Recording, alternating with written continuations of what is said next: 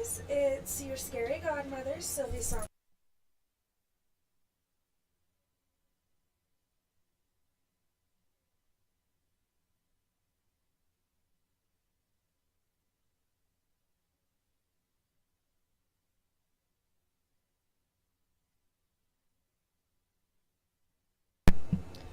Hey everybody, this is Mega Anime, Megan for short. I am with my buddy here, Sylvie Sommers, how are you guys? and we're playing Doki Doki Literature Club. Woo! Let me get my shit together. 00_MLE. Ha! Welcome to my channel. I never have my shit together. A_L0 Nelly_girl. Shit, alright. Welcome to my channel. You know, I need to crop that screen real quick. Give me just a sec. I forgot that that's a thing that I can do on here.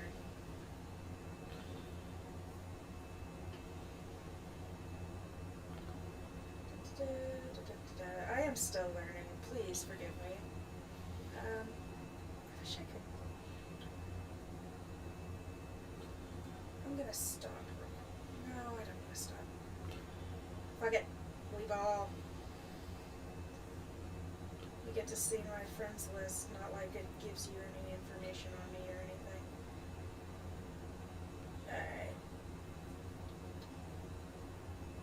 There we go. Ready to begin.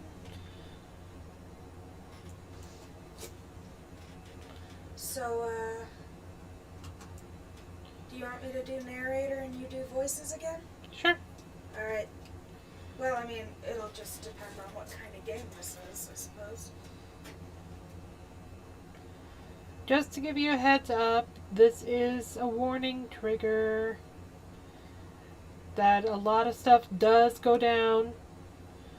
So we rather you guys be careful when you're watching this. There are certain things that really bring up traumatizing stuff, and we don't want you to be forced to watch this. If you have a trigger warning and stuff like that, go ahead and click off. I don't want you guys to get uncomfortable or anything like that. This is just a game. It's a Yandere simulator, so it's gonna be HVDES. intense. Welcome to my channel. If you are not a fan of obsessive behavior, extreme behavior, anything like that, I definitely would not. Yeah, Yanderes, they're not for everyone.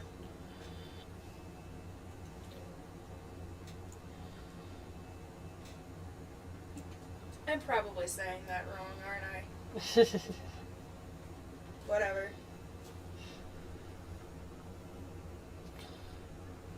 And alright, let us begin. You agree that you are 13 years of age. God damn it, I guess we can't play. Okay.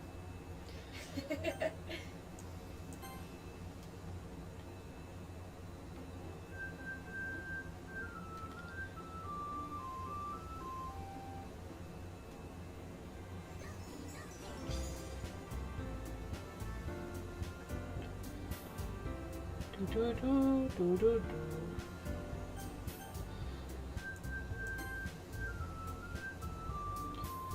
You should put something stupid in there.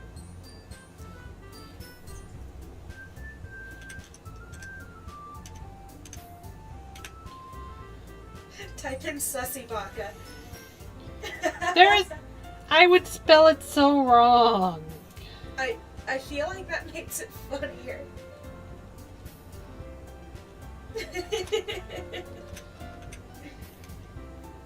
Nope.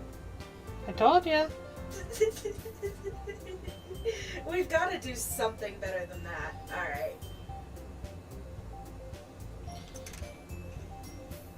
Oh my god, I've got fucking ads again. Can it be heard from your end? The stupid ad? No. Okay, that's good. It's just me.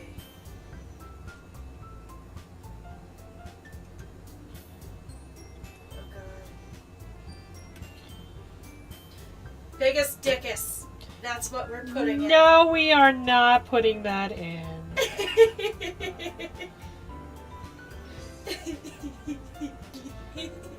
No.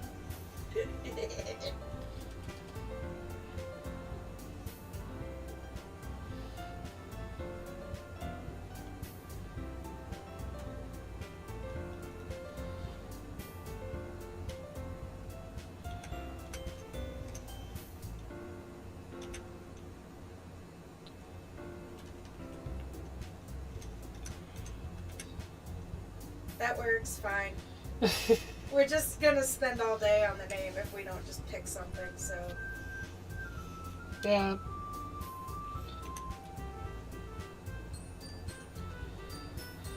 Alright.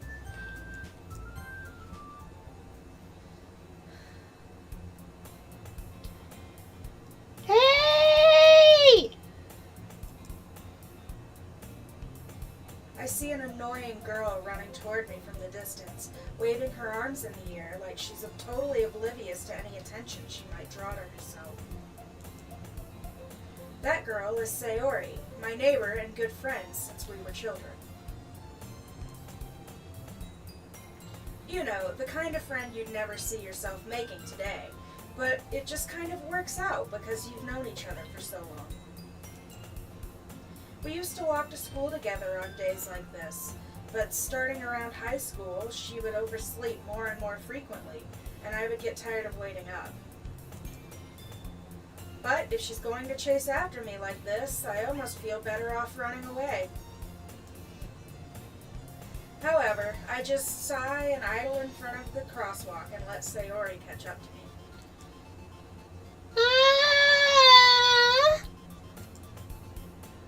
I overslept again! But I caught you this time! Maybe, but only because I decided to stop and wait for you.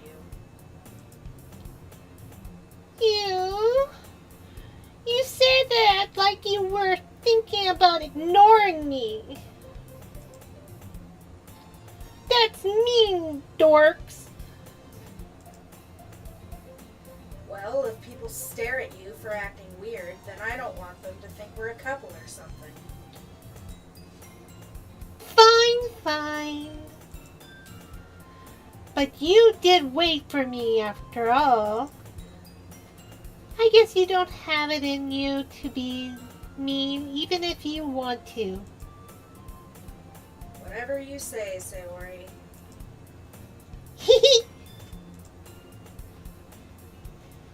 We cross the street together and make our way to school. As we draw near, the streets become increasingly speckled with other students making their daily commute. By the way, dork, have you decided on a club to join yet? A club? I told you already, I'm really not interested in joining any clubs. I haven't been looking either. That's not true! You told me you would join a club this year. Did I? I'm sure it's possible that I did. In one of our many conversations where I dismissively go along with whatever she's going on about. Sayori likes to worry a little too much about me, when I'm perfectly content just getting by on the average while spending my free time on games and anime. Uh-huh. I was talking about how I'm worried that you won't learn how to socialize or have any skills before college. Your happiness is really important to me, you know. And I know you're happy now, but I die at the thought of you becoming a neat in a few years because you're not used to the real world. You trust me, right? Don't make me keep worrying about you. Alright. I'll look at a few clubs if it makes you happy. No promises, though. Will you at least promise me you'll try a little?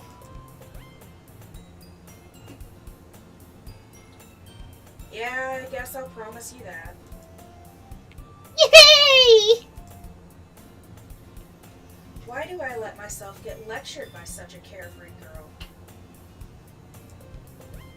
More than that, I'm surprised I even let myself relent to her. I guess seeing her worry so much about me makes me want to ease her mind at least a little bit, even if she does exaggerate everything inside of her head.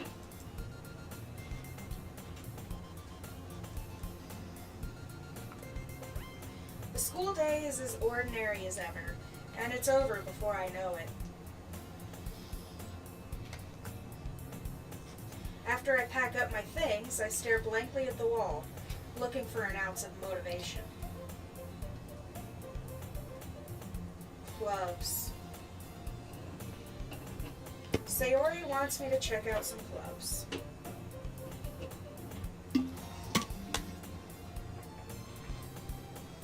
I guess I have no choice but to start with the anime club. Hello? Sayori? Sayori must have come into the classroom while I was spacing out. Oh, it looks like my Let's Play just died. Oh well.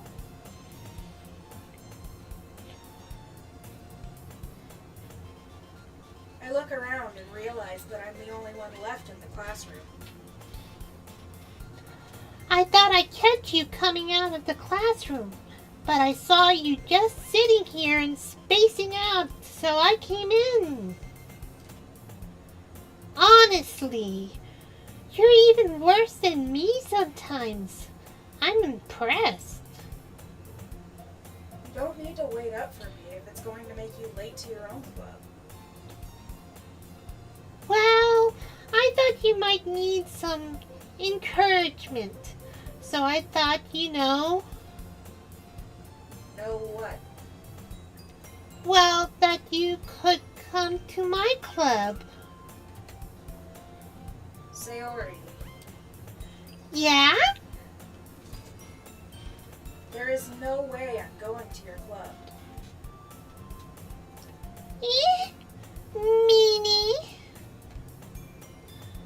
Sayori is vice president of the literature club. Not that I was ever aware that she had any interest in literature. In fact, I'm 99% sure she only did it because she thought it would be fun to help start a new club. Since she was the first one to show interest after the one who proposed the club, she inherited the title vice president. That said, my interest in literature is guaranteed to be even less. Yeah, I'm going to the anime club. Come on, please! Why do you care so much anyway? Well, I kinda told the club yesterday I would bring in a new member. And Natsuki made cupcakes and everything. Hehehe. Don't make promises you can't keep. I can't tell if Sayori is really that much of an airhead, or if she's so cunning as to have planned all this out. I let out a long sigh. Fine, I'll stop by for a cupcake, okay? Yes, let's go! And thus, today marks the day I sold my soul for a cupcake. I dejectedly follow Sayori across the school and upstairs, a section of the school I rarely visit, being generally used for third-year classes and activities. Sayori, full of energy, swings open the classroom door. Everyone, the new member is here. I told you, don't call me a new member. I glance around the room. Welcome to the Literature Club. It's a pleasure to meet you. Siri always says nice things about you. Seriously? You brought a boy? Why to kill the atmosphere? Ah, Dork. What a nice surprise. Welcome to the club. All words escape me in this situation. This club is full of incredibly cute girls. What are you looking at?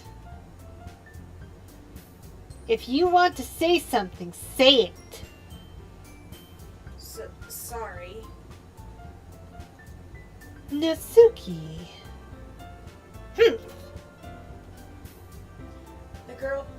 The girl with the sour attitude, whose name is apparently Natsuki, is one I don't recognize. Her small figure makes me think she's probably a first year. She's also the one who made cupcakes, according to Sayori. You can't just ignore her. You can just ignore her when she gets moody. Sayori says that quietly into my ear, then turns back to the other girls. Anyway, this is Natsuki, always full of energy. And this is Yuri, the smartest in this class. Don't say things like that. Yuri, who appears comparably more mature and timid, seems to have a hard time keeping up with people like Sayori and Natsuki. Well, it's nice to meet both of you. And it sounds like you already know Monica. Is that right? That's right. It's great to see you again, Dork. Monica smiles sweetly. We do know each other. Well, we've rarely talked, but we were in the same class last year. Monica was probably the most popular girl in the class. Smart, beautiful, athletic. Basically, completely out of my league. So, having her smile at me so genuinely feels a little... You too, Monica. Come sit down! Dorks, we made room for you at the table so you can sit next to me or Monica. I'll get the cupcakes. Hey, I made them. I'll get them. Sorry, I got a little too excited. Then how about I make some tea as well? The girls have a few desks arranged to form a table. As Sayori mentioned, it's been widened so that there is one space next to Monica and one space next to Sayori. Natsuki and Yuri walk over to the corner of the room, where Natsuki grabs a wrap tray and Yuri opens the closet. Still feeling awkward, I take a seat next to Sayori. Natsuki proudly marches back to the table, tray in hand. Okay, are you ready? Ta-da! Oh! Natsuki lifts the foil off the tray to reveal a dozen white, fluffy cupcakes decorated to look like little cats. The whiskers are drawn with icing, and little pieces of chocolate were used to make ears. So cute! had no idea you were so good at baking, Natsuka. Well, just hurry and take one. Sayori grabs one first, then Monica. I follow. It's delicious! Sayori talks with her mouth full and has already managed to get icing on her face. I turn the cupcake around in my fingers, looking for the best angle to take a bite. Natsuki is quiet. I can't help but notice her sneaking glances in my direction.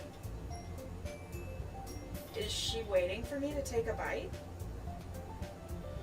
I finally bite down. The icing is sweet and full of flavor. I wonder if she made it herself. This is really good. Thank you, Natsuki. Why are you thanking me?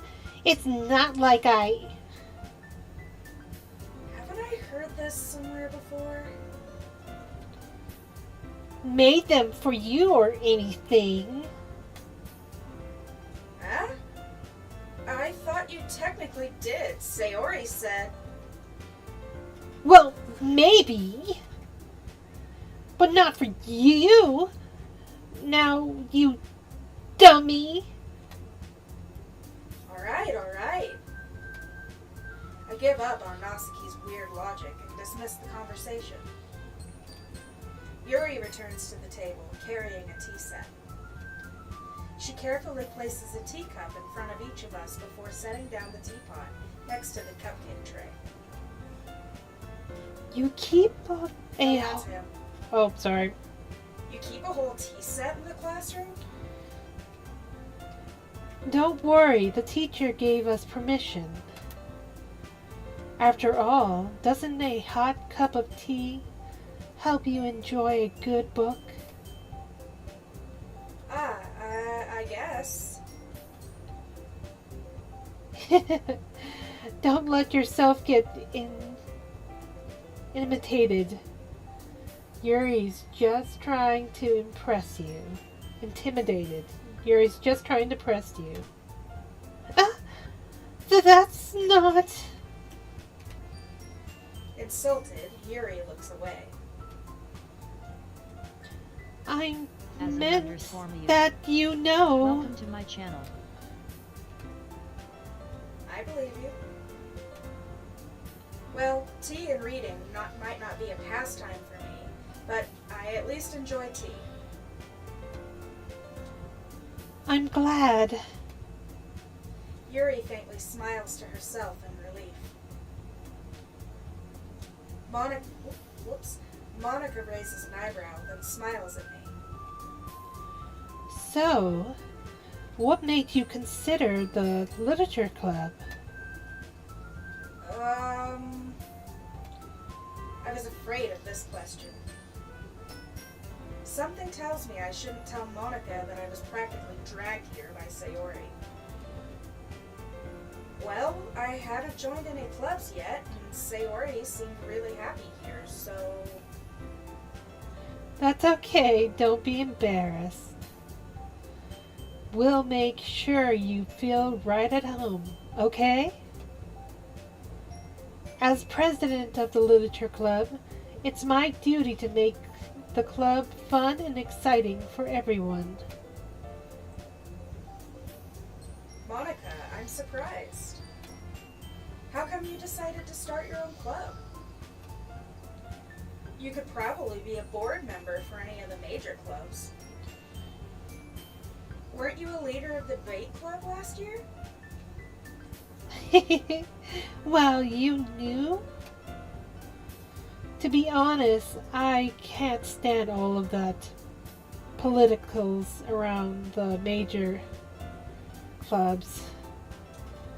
It feels like nothing but arguing about the budget and publicity and how to prepare for events. I'd much rather take something I personally enjoy and make something special out of it. And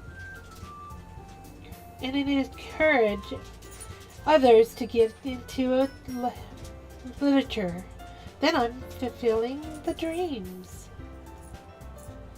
Monica really is great leader. Yuri also nods in agreement. Then I'm surprised there aren't more people in the club yet. It must be hard to start a new club. You could put it that way. But many people are very interested in putting out all their efforts to start something brand new, especially when it's something that doesn't grab your attention, like literature. You have to work hard to convince people that you're both fun and worthwhile. But it makes school events like the festivals that much more important. I'm confident that we can all really grow in this club before we graduate. Right, everyone? Yeah! We'll do our best. You know it? Everyone enthusiastically agrees. Such different girls, all interested in the same goal. Monica must have worked really hard just to find these three. Maybe that's why they were all so delighted by the idea of a new member joining. Though I still don't really know if I can keep up with their level of enthusiasm about literature. So, Dork, what kind of things do you like to read?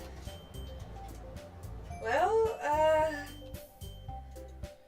considering how little I've read these past few years, I don't really have a good way of answering that. Manga? I mutter quietly to myself, half joking. Nausica's head suddenly perks up. It looks like she wants to say something, but she keeps quiet. Not much of a reader, I guess. Well, that can change. What am I saying? I spoke without thinking after seeing Yuri's sad smile. Anyway, what about you, Yuri? Well, let's see. Yuri traces the rim of her teacup with her finger. My favorites are usually novels that build deep and complex fantasy worlds. The level of creativity and craftsmanship behind them is amazing to me. And telling a good story is such a foreign world is equally impressive. Yuri goes on, clearly passionate about her reading. She seems so reserved and timid since the moment I walked in, but it's obvious by the way her eyes light up that she finds her comfort in the world of books, not people. But you know, I like a lot of things. Stories with deep psychological elements usually endears me as well. Isn't it amazing how a writer can deliberately take advantage of your own lack of imagination to completely throw you for a loop? Anyway, I've been reading a lot of horror lately. I read a horror book once. I desperately grasped something I can relate to at a minimum level. At this rate, Yuri might as well be having a conversation with a rock. Really? I wouldn't have expected that, Yuri. For someone as gentle as you, I guess you could say that. But if a story makes me think or takes me to another world, that I really can't put it down. Surely, serial horror is often very successful at changing the way you look at the world, if only for a brief moment. Ugh, I hate horror. Oh, why is that? Well, I guess. Nasuki's eyes dart over to me for a split second. Never mind. That's right, you usually like to write about cute things, don't you, Nasuka? What? What gives you the idea? You left a piece of scrap paper behind last club meeting. It looks like you were working on a poem called... Don't say it out loud! And give it back! Fine, fine. Your cupcakes, your poems. Everyone you do is just as cute as you are. Sayori sidles up behind Nasuki and puts her hands on her shoulders. I'm not cute. Nasuki, you write your own poems? Well, I guess sometimes. Why do you care? I think that's impressive. Why don't you share them sometime? No. Nasuki averts her eyes. You wouldn't like them. Ah, not a very confident writer yet. I understand how Natsuki feels. Sharing the level of writing takes more than just confidence. The trust from a form of writing is writing to oneself. You must be willing to open up to your readers, expose your vulnerabilities, and show even the deepest reach of your heart. Do you have written experience too, Yuri? Maybe if you share some of your work, you can set an example and help Nasuka feel comfortable enough to share hers.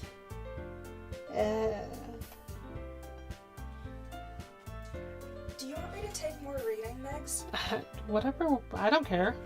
Okay.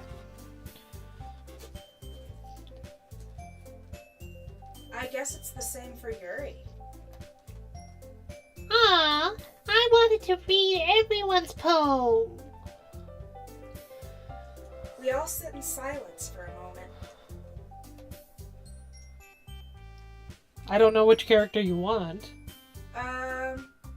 Which ones do you like best? It doesn't really matter. Oh. Okay, I guess I'll read Monica. Alright. Okay. I have an idea, everyone. Nasuki and Yuri look quizzically at Monica.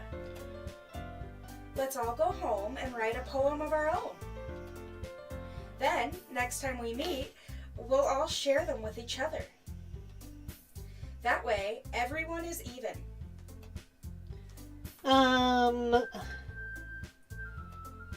Yeah! Let's do it! Plus, now that we have a new member, I think it will help us all to get a little more comfortable with each other and strengthen the bond of the club. Isn't that right, Dork? Monica smiles warmly at me once again. Hold on, there's still one problem. What's that? Now that we're back to the original topic of me joining the club, I bluntly come forth with what's been on my mind the entire time. I never said I would join the club. Sayori may have convinced me to stop by, but I never made any decision. I still have other clubs to look at, and,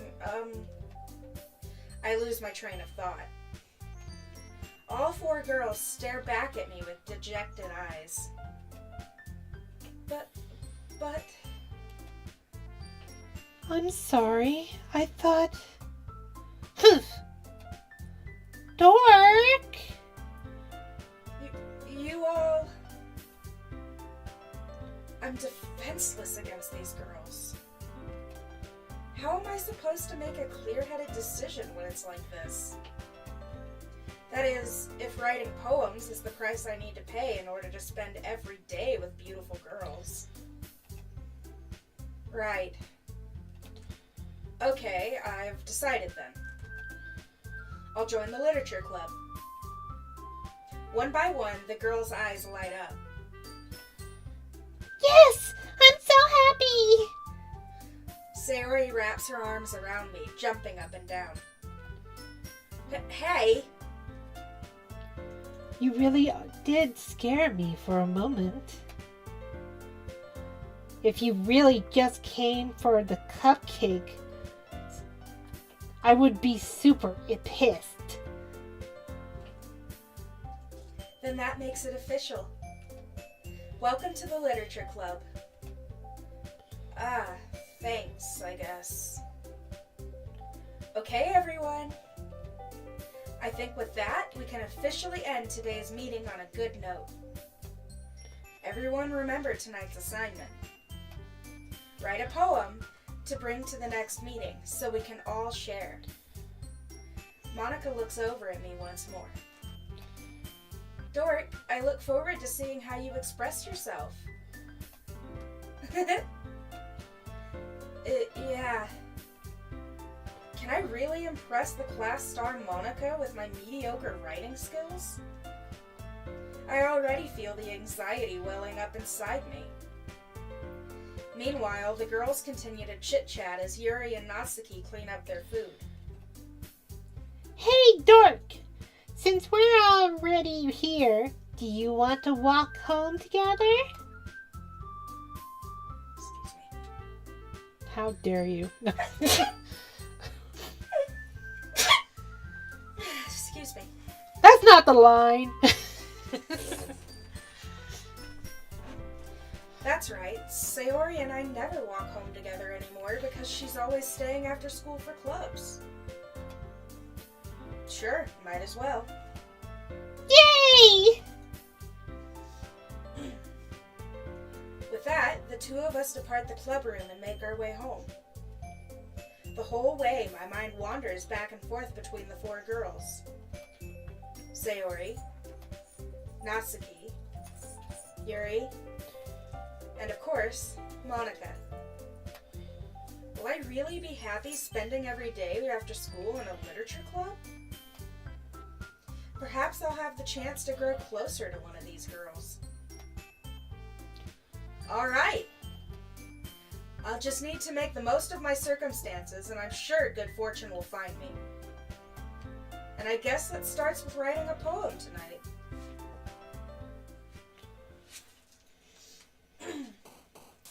It's time to write a poem. It's time to write a poem. Pick words you think your favorite club member will like. Something good might happen with whoever likes the poem the most. So, Meg, who's your favorite so far? Any of them's fine. Okay. What about you? I like Natsuki. Okay. She's kind of like girly, so maybe Valentine? Valentine? Yeah, that. What else do you think?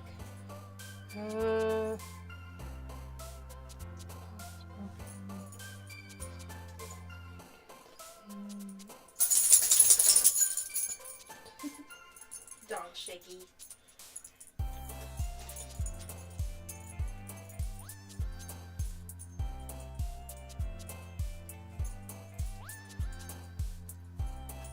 I don't know which one would go for your character. That character. Try sing. Valentine's scene.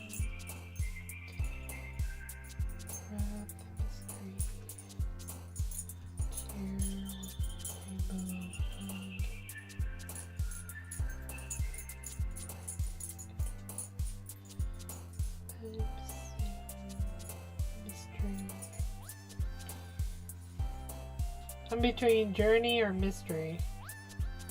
Or misery? Yeah. Let's try journey.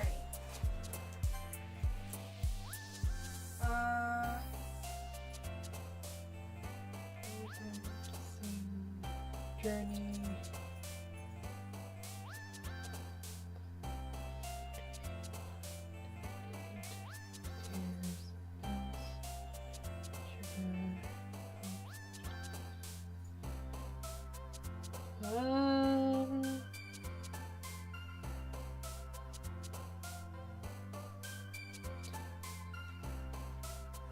I don't know. Am I just gonna pick all these? Go for it. How about bubbles?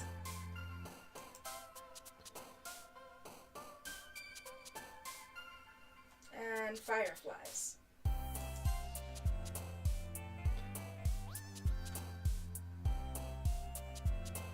Precious? No, that's passion. There you go.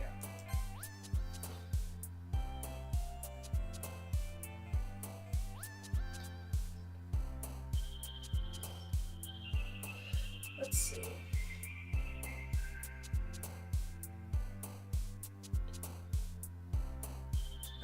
Nightgown. Doki Doki. Okay, we have to pick that one. It's in the game name.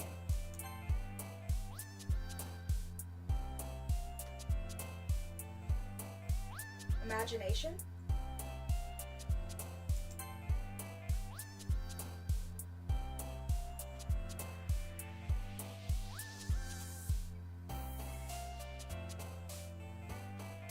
And marshmallow.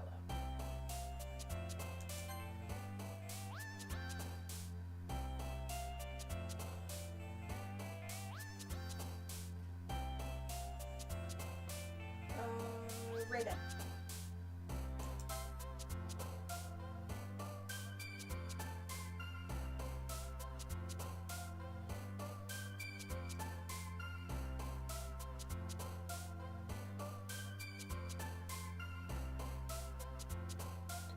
Sweet.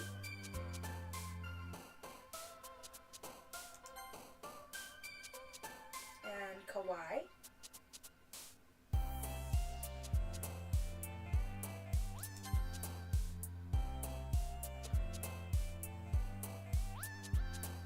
Kiss.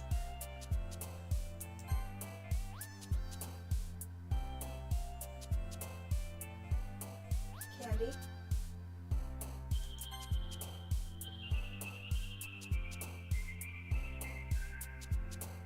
Puppy. You're going for stuff that's cute. Is it obvious who I'm hoping to get? Yes. I mean, it said to pick the ones you think your favorite character would like. Okay, so... flower?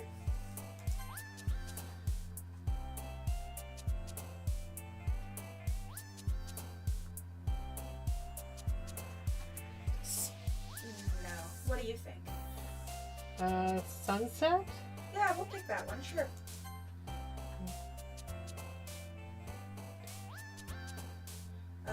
Embrace?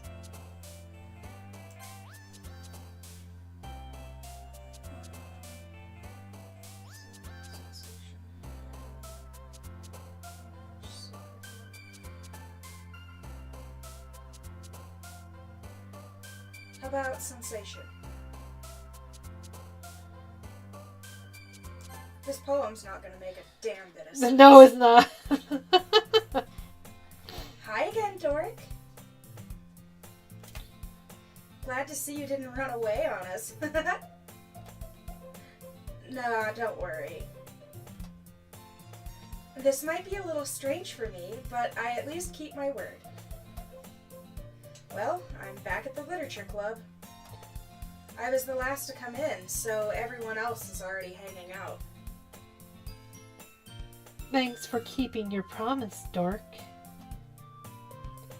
I hope this isn't too overwhelming of a commitment for you, making you dive headfirst into literature when you're not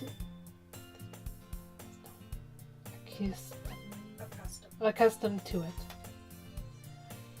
And come on, like he deserves any slack. Sorry told me you don't even want to join any club this year. And last year too. I don't know if you plan to just come here and hang out or what. But if you don't take us seriously, then you won't see the end of it. Natsuki, you certainly have a big mouth for someone who keeps her manga collection in the club room. Natsuki finds herself stuck between saying Monica and manga. Manga is literature. Swiftly defeated, Natsuki plops back into her seat. Don't worry, guys. Dirk always gives it his best as long as he's having fun. He helps me with busy work without me even asking. Like cooking, cleaning my room. How dependable. Sayori, that's because your room is so messy it's distracting. And you almost set your house on fire once. Is that so? You two are really good friends, aren't you? I might be a little jealous. How come? You and Dork can become good friends too.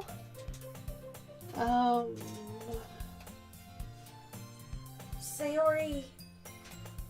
Huh?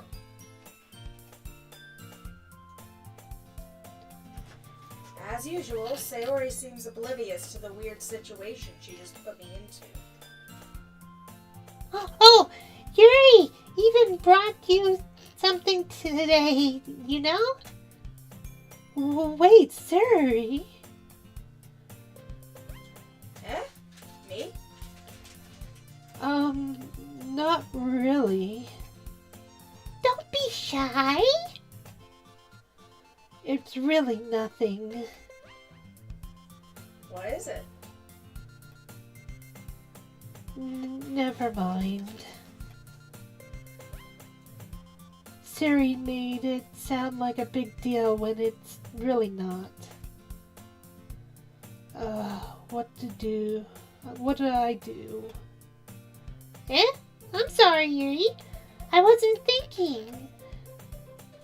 I guess that means it's up to me to rescue this situation. Hey, don't worry about it. First of all, I wasn't expecting anything in the first place.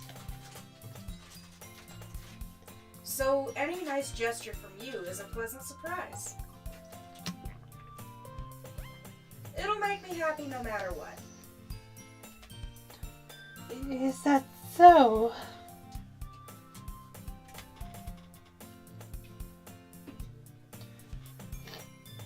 Yeah, I won't make it a big deal if you don't want it to be. All right. Well, here. Yuri reaches into her bag and pulls out a book. I didn't want you to feel left out. So I picked out a book that I thought you might enjoy. It's a short read, so it should keep your attention, even if you don't usually read. And we could, discuss it if you wanted.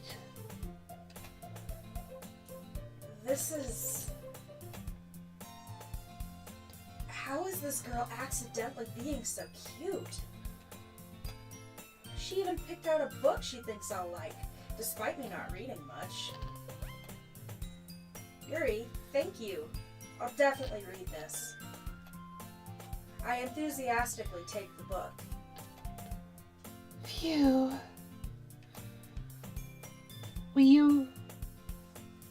Well, you can read it at your own pace. I look forward to hearing what you think. Now that everyone's settled in, I expected Monica to kick off some scheduled activities for the club. But that doesn't seem to be the case. Sayori and Monica are having a cheery conversation in the corner. Yuri's face is already buried in a book. I can't help but notice her intense expression, like she was waiting for this chance. Meanwhile, Natsuki is rummaging around in the closet. Ah! I hear Natsuki utter an exasperated sigh from within the closet. She seems to be annoyed by something. I approach her in case she needs a hand. You looking for something in there? Freaking Monica! She never puts my stuff back in the right spot. What's the point in keeping your collection organized if someone else is just gonna mess it up? Natsuki slides a bunch of stacked books and boxes across the shelf.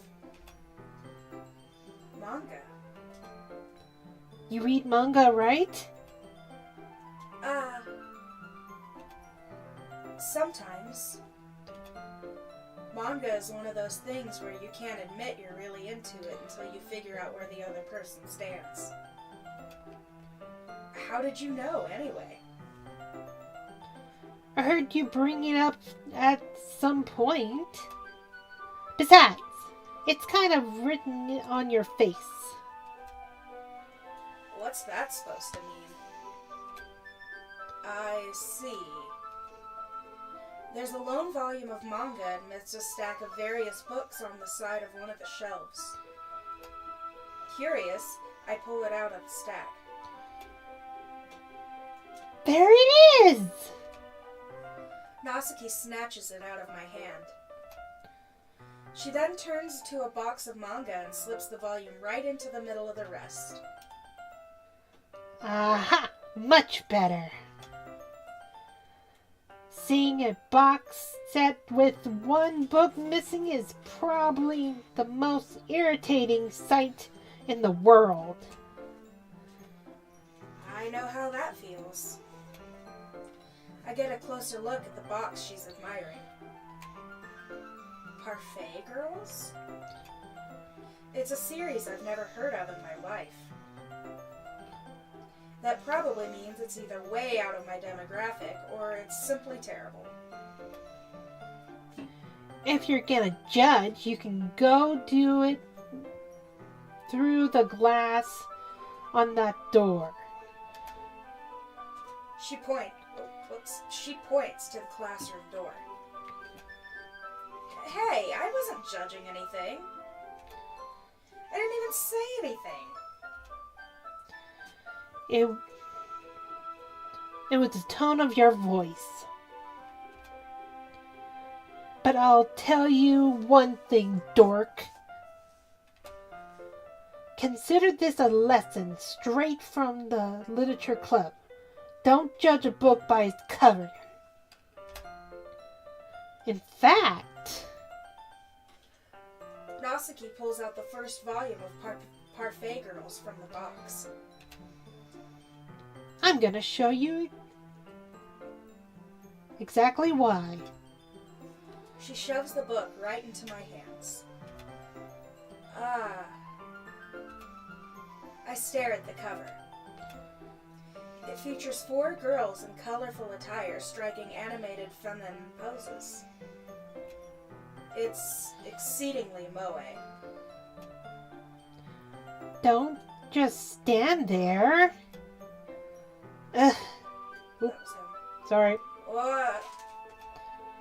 Natsuki grabs my arm and pulls me out of the closet.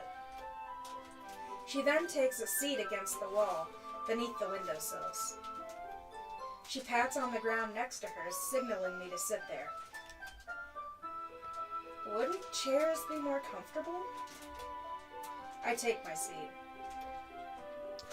Chairs wouldn't work. We can't read at the same time like that. Huh? Why's that? I guess it's easier to be closer together like this. Ugh. Don't just say that. You'll make me feel weird about it. Natsuki crosses her arms and scooches an inch away from me. Sorry. I didn't exactly expect to be sitting this close to her either. Not that I can say it's a particularly bad thing. I open the book.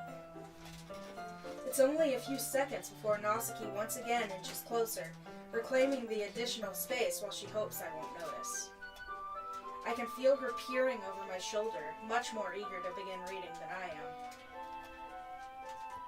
Wow! How long has it been since I read the beginning? You don't go back and flip through the older volumes every now and then? Not really. Maybe sometimes after I already finished the series. Hey, are you paying attention? I am, but nothing's really happened yet, so I can talk at the same time. It looks like it's about a bunch of friends in high school. Typical slice of life affair. I kind of grew out of these, since it's rare for the writing to be entertaining enough to make up for the lack of plot. So, what should I expect from this? Is there going to be plot? Well, obviously. You think I would enjoy something that didn't have a plot? I mean... Well, I guess I know what you're saying. A lot of the beginning is about simple things. Ah. Like there's a really funny chapter where they're obsessed with a guy at the ice cream shop. But that just helps you get to know the character. And besides, it's still interesting. But later on, there's all kinds of drama. Like,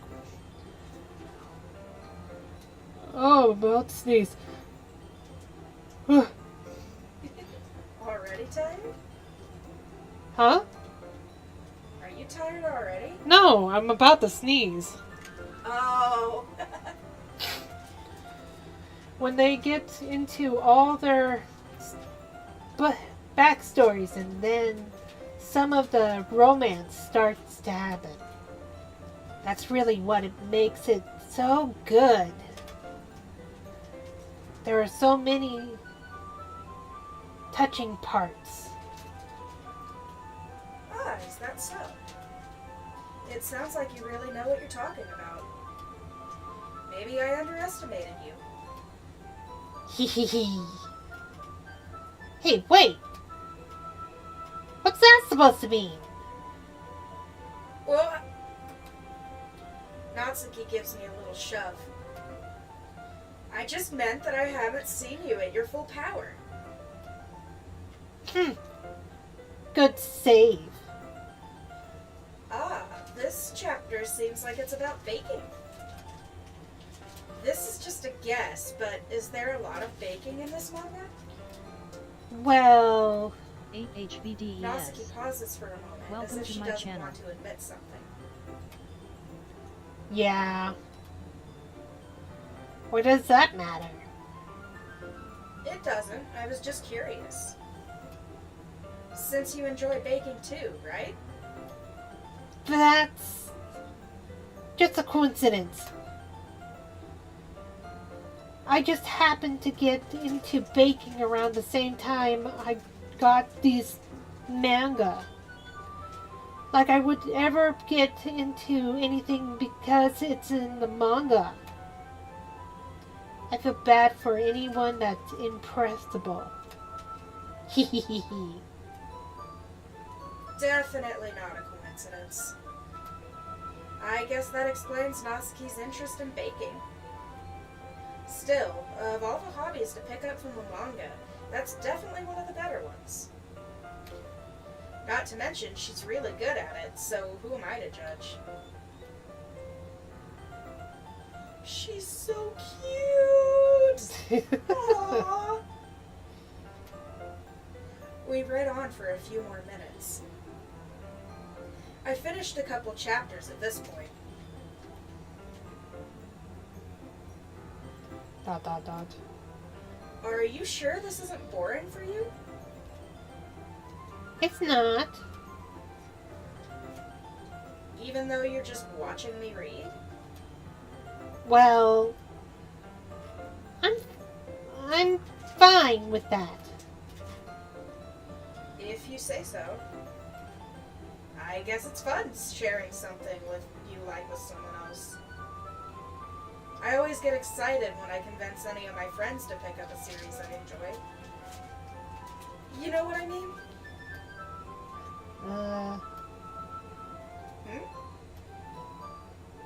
You don't?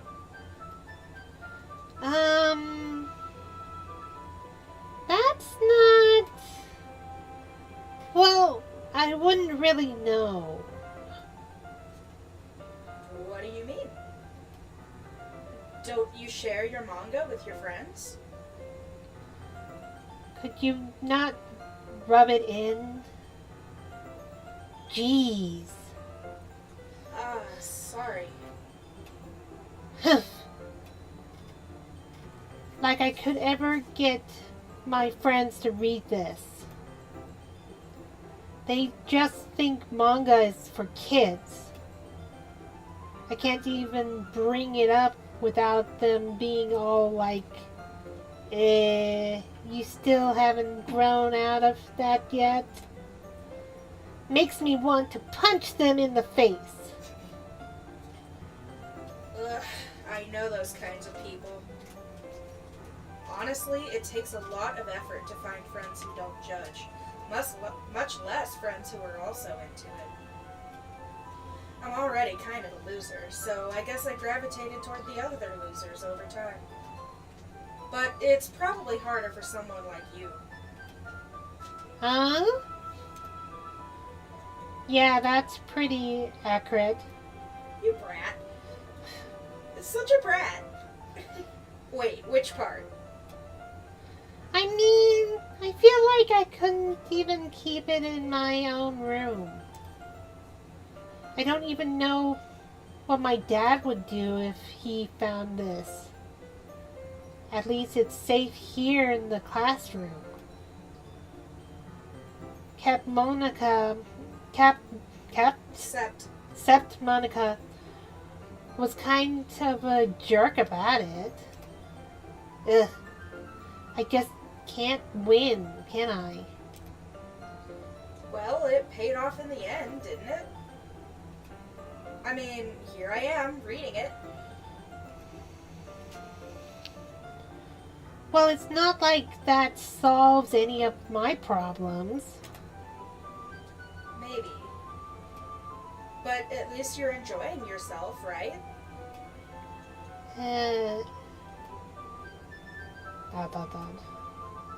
So... Geez, that's enough. Are you gonna keep reading or what? Yeah. I flip the page. Suddenly, Natsuki starts laughing.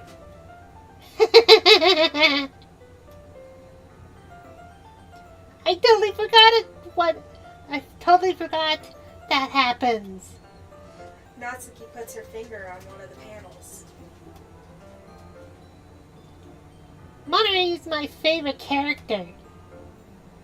You always feel a little bad for her since she's so unlucky. But it gets especially bad when you... I shouldn't be talking about that right yet. Just finish this chapter. Natsuki's voice sparkles with excitement. It's a stark contrast to her usual bossy tone.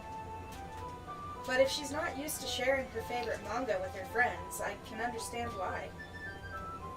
It's hard to express in words the feeling you get when connecting with someone like that. Mark Zink. And being able to Welcome to provide my that channel. to Natsuki, for whom it's a rare experience. The thought makes me smile a little to myself. Okay, everyone. Are you all ready with today's poems?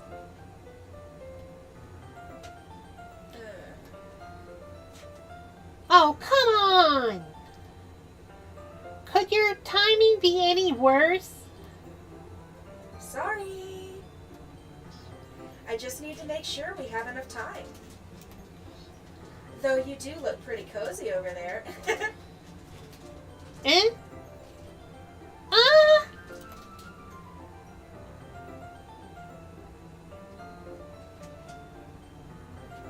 Natsuki suddenly notices how close she's gotten to me. She hastily slides herself a good 12 inches away from me. Oh! Alright. Guess I'll stop here for now. I close the book and hand it towards Natsuki. You're just giving it back? Don't you want to know what happens?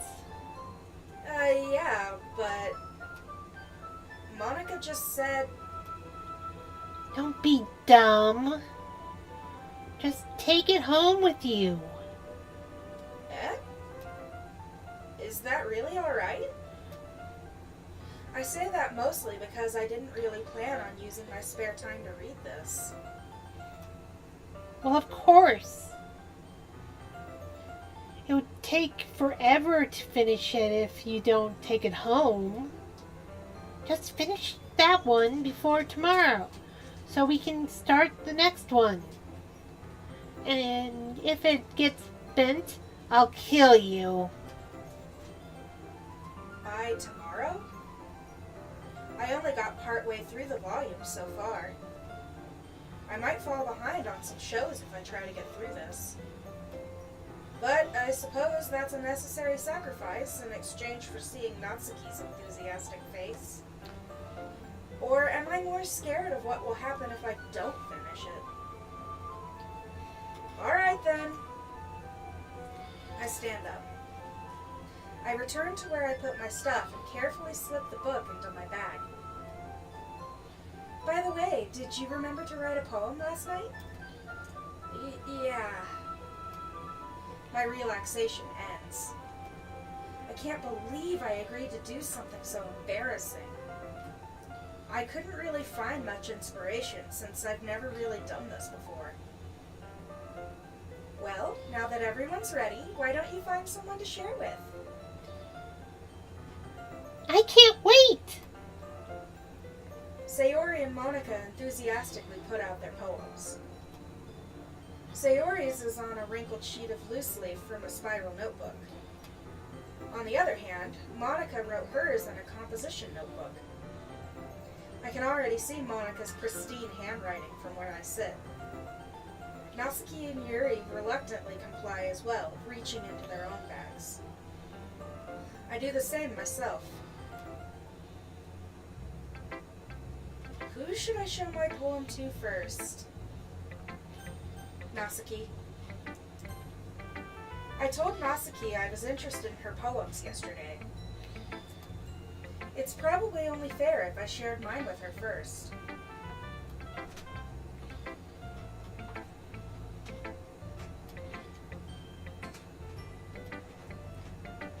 Okay, well, let's start with the thing I don't like.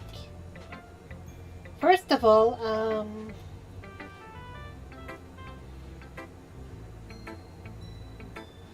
great. Natsuki rereads my poem. never mind. I don't feel like giving you my opinion. Ah, then what's the point of sharing in the first place? I wrote this when I could have been doing other things. You... In fact, I remember how I said I wanted to read your poems. That's what I had in mind when writing this. I want to help you feel comfortable enough to share yours. Like Monica said. You... Well, I would be more comfortable sharing my poem if yours was really bad. You were supposed to show me some dumb poem and make me go, ha, well, it's not that great, but let me show you what real literature looks like. And you went and ruined it. I hope you're happy. So, in other words, you're saying you liked it? Irk. Natsuki's retort gets caught in her throat. You're so... You don't understand anything, do you? I already told you that.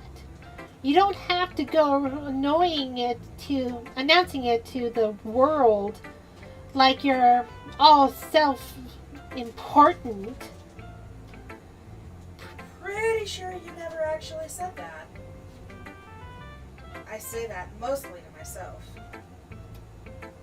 Natsuki must really hate me or something. I can't figure out if it's a win or a loss that she liked my poem. In any case, you still need to show me yours, right?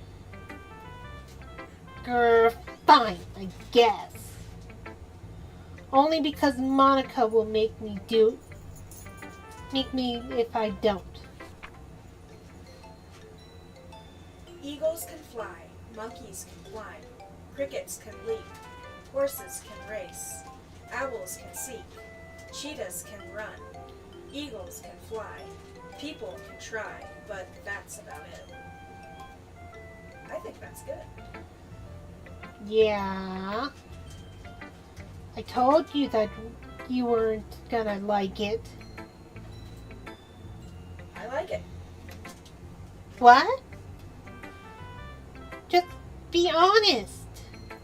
I am. Why are you so convinced that I wouldn't like it? Well, because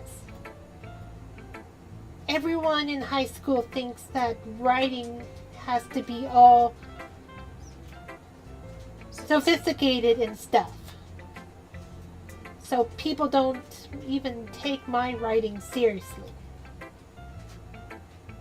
See, I like the poem because it's so simple. It's not using a bunch of flowery words to get the point across.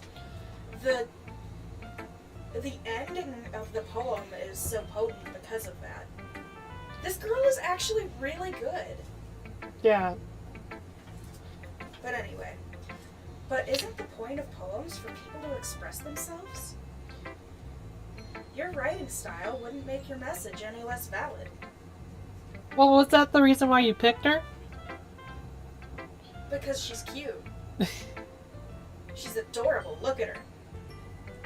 I think you just like her for her pink hair.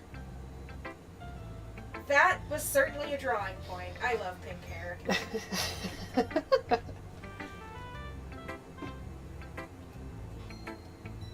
Yes, exactly. I like it when it's easy to read, but it hits you hard. Like in this poem.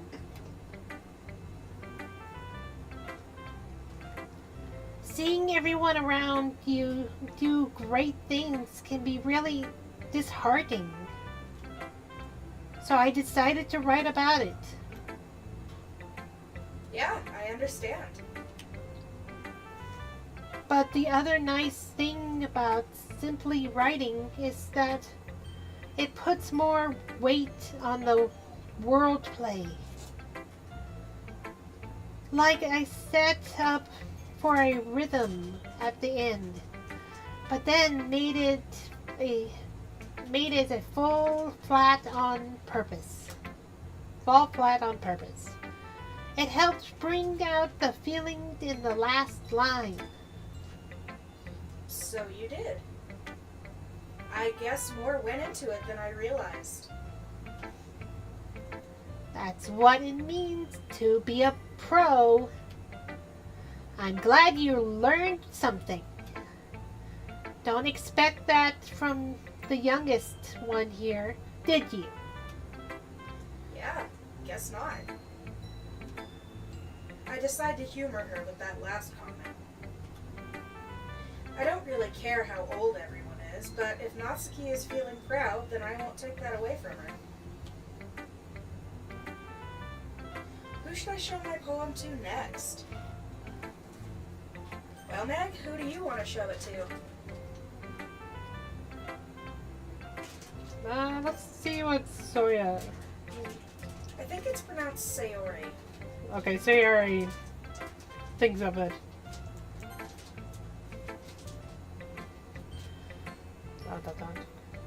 This is a good poem, Dark. You know, let's see, what was I thinking? I was thinking something and my brain just went dead. Never mind. God, I love it when that happens. Dane Bramage! Yep. Oh, that's funny. My little avatar just went cross-eyed when I said that.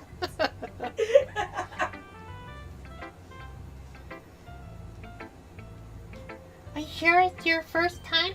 No, it would, okay. It would have been cool to actually see what you wrote. Right? I want to know what kind of weird shit we just put on paper. Just to see, like, because of picking out all those words, just to see how it wrote it out and stuff like that would have been good. Like, I was hoping it'd be like a Mad Libs, you know? Yeah. We should do Mad Libs. I don't know if they have a game like that on Steam, but we should see if there is, and we should find it. Yeah. I think the dogs have to pee. They're trying to break down the door. Maybe. Let's finish this and then I'll take them outside. Alright. Are you sure it's your first time?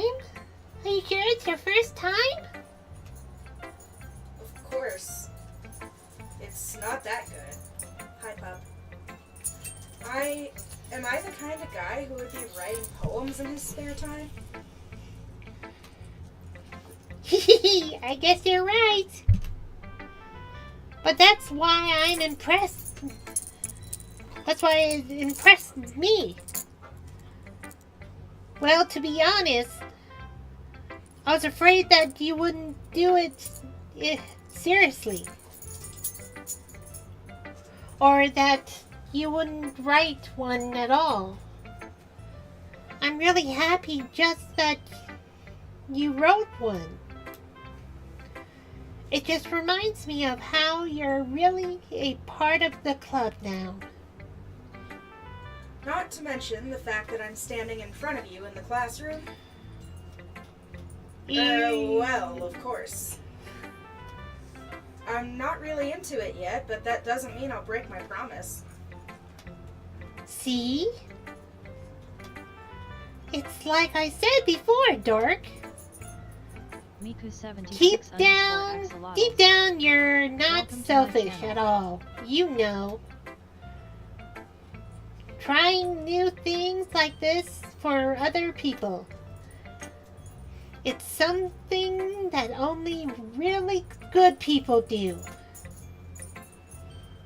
Thanks, Sayori. I'm not sure if Sayori sees the full picture of my motive here. Then again, I can't deny that she's part of the reason I joined. Knowing how much this means to her and all. Yeah! And I'm gonna make sure you have lots of fun here too, okay? That will be my way of thanking you.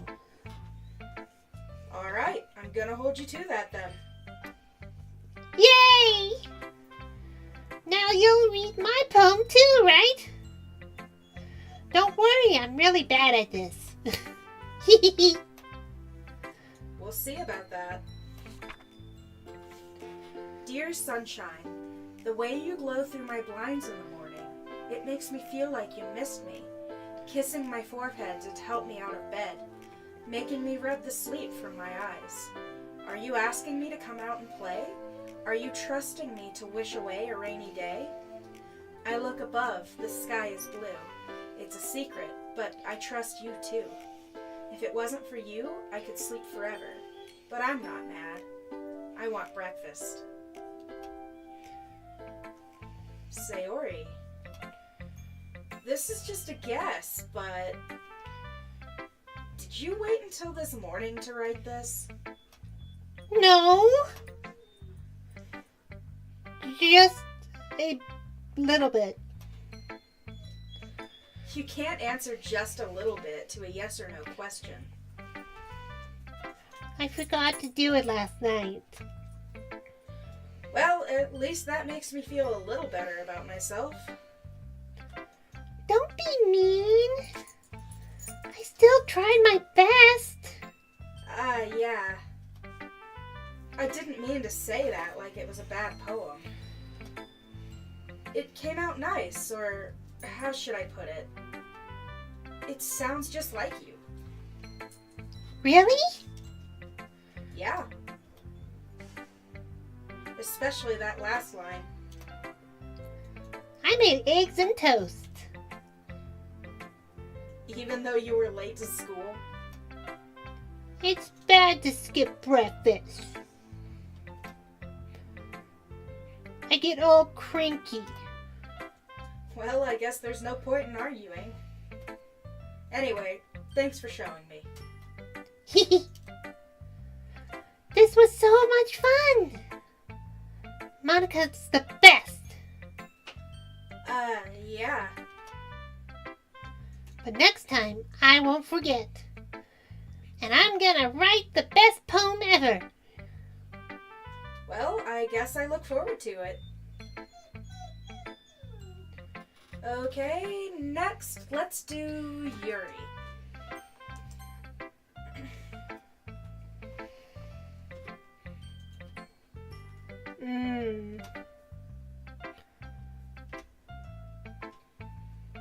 Yuri stares at the poem.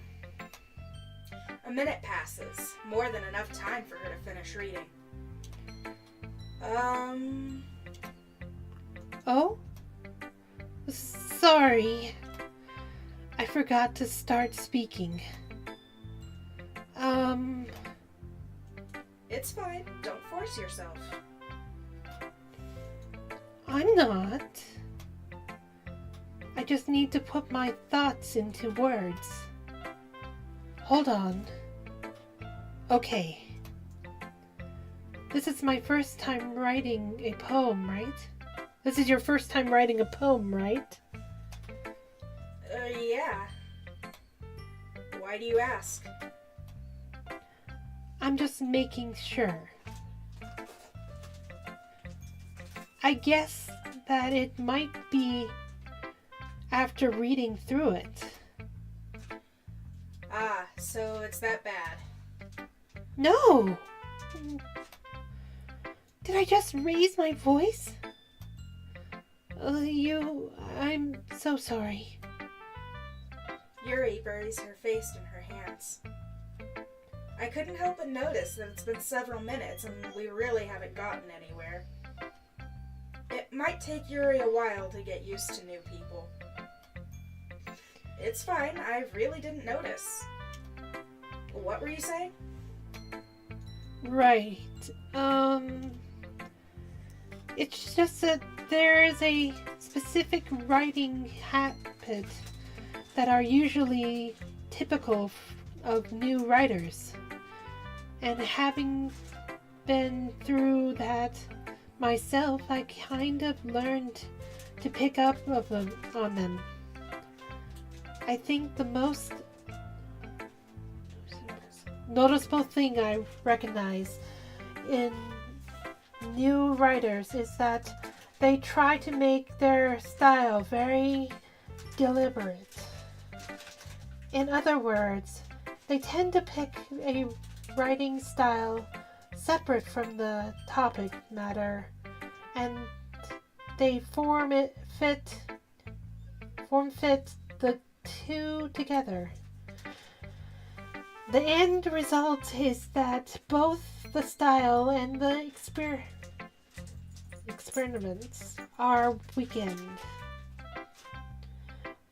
Once Yuri finds her train of thought, it's as if her demeanor totally changes. Her stammering is completely gone, and she sounds like an expert. Of course, that's not something you can be blamed for. There are so many different skills and sequence that go into writing even a simple poem. I'm really sorry, people. I have dyslexia, so bear with me.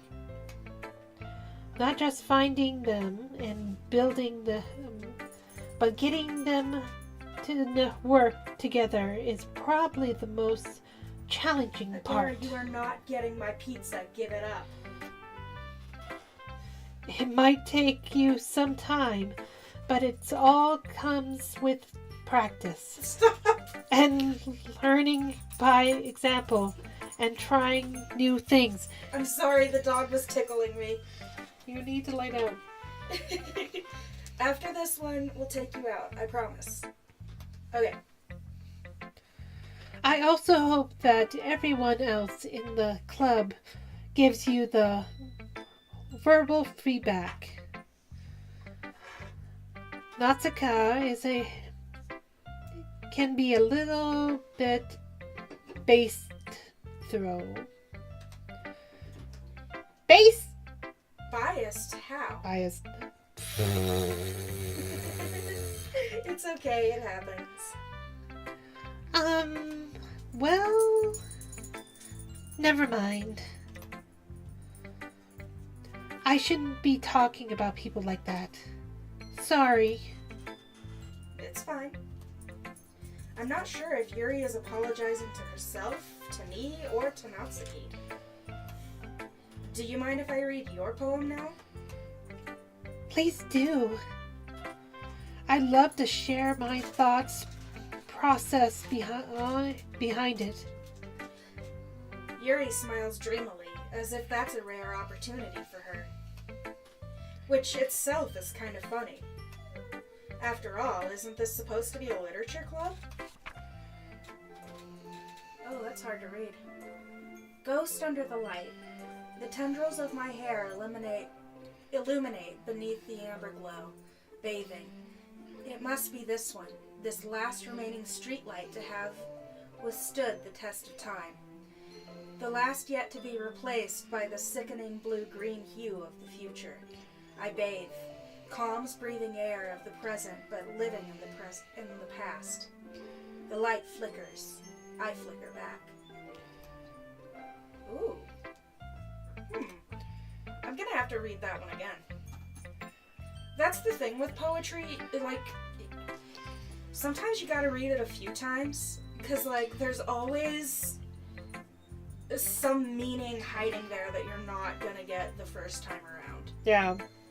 God, it's taken me forever just to get, like, through 100 pages of Poe's poems. I am struggling, but God, it's worth it.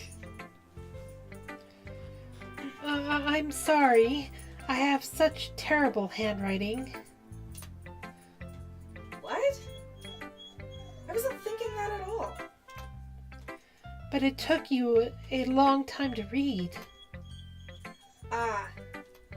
Well, I just don't read script very often. I actually think your handwriting is pretty. Eh? That's a relief. Also, I liked the poem. Even though it's short, it was really descriptive. It wasn't too short? I usually write longer poems. Not at all. I'm really glad you liked it. I'll be honest. Since it's our first time sharing, I wanted to write something a little more mild. Something easy to digest, I suppose. Are you into ghosts, Yuri? Uh-huh. Actually, the story isn't about a ghost at all, Dark. Really? I must have totally missed the point. Well, I suppose you did only glance over it, after all. But remember that poems often express their own thoughts, feelings, experience in their work. They usually do more than tell a simple story or paint a picture. In this case, perhaps the subject of the poem is only being symbolically compared to a ghost, lingering in her last remaining place of comfort, unable to let go of the past, and so to be left with nothing. That's a lot more solemn, putting it that way. I hadn't even thought of that.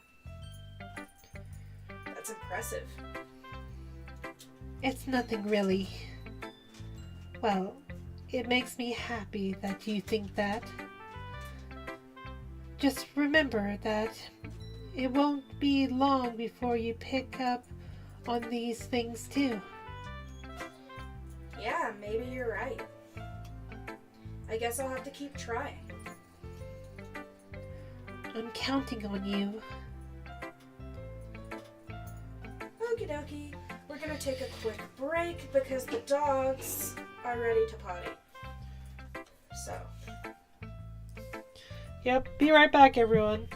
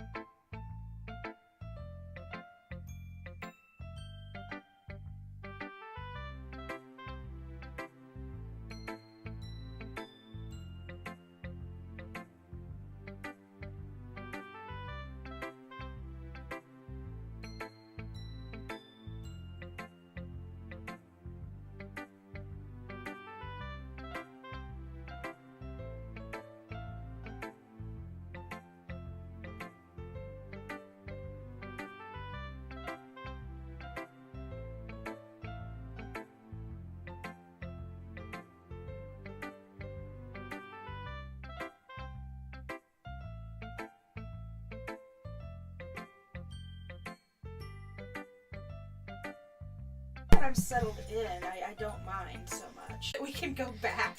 No. Damn. Sorry, guys. I hope y'all can read. It's a lot cuter than I expected. Oh, jeez. No. It kind of makes me think of something Natsuka would like, right? And she's good writer too. So take that as a compliment. Undertale Fan 09. Welcome to my channel. Undertale Fan 09. Said, That was hi dumb. everyone. No, it's mine! Fight me for it! Hey! Welcome to the chat room. We're playing Doki Doki Literature. Welcome! Let us know who your favorite is in the comments.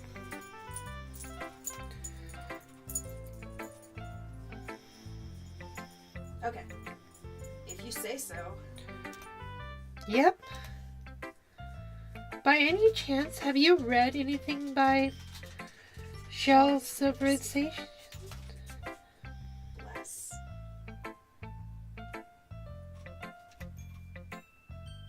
Maybe a long time ago.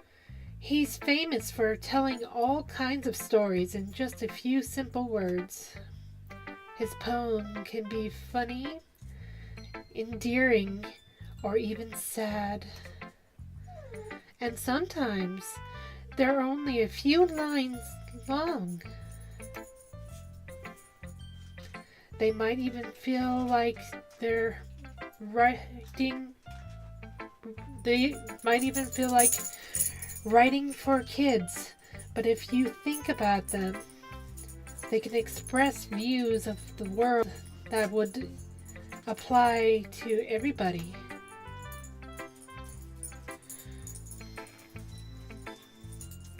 I see. So you're saying that Natsuki is kind of like that? Sort of. Maybe she's not an expert, but you probably won't find much filler in her poems. They might be easy to write, but they're super challenging to get the meaning through. So I can see why it would be your kind of poem to explore. I'm sure I'll end up trying different things a lot. It could take a while before I feel comfortable doing this. That's okay. I'd love to see you try new things. That's the best way to find the kind of style that suits you. Everyone else might be a little bit biased towards their own kind of style, but I'll always help you find what suits you the most. So don't force yourself to write the way everyone else wants you to write. It's not like you have to worry about impressing them or anything.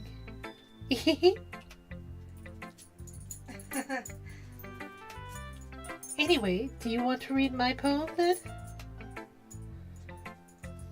Don't worry, I'm not very good. D1 Thegras. You sound pretty confident Welcome to for my someone channel. who claims to not be very good.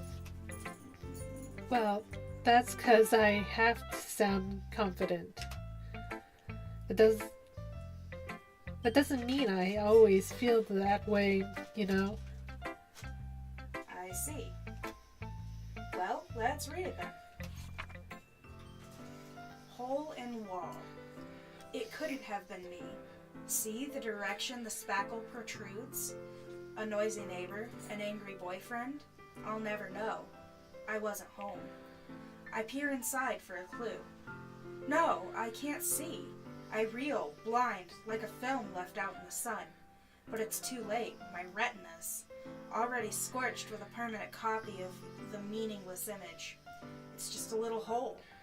It wasn't too bright, it wasn't too deep, stretching forever into everything. A hole of infinite choices. I realize now that I wasn't looking in. I was looking out.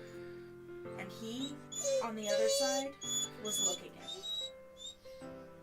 Ooh, I like that. That's really good.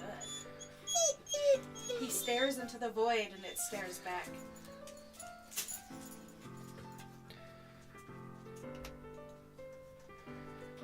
Come on. I think that's it.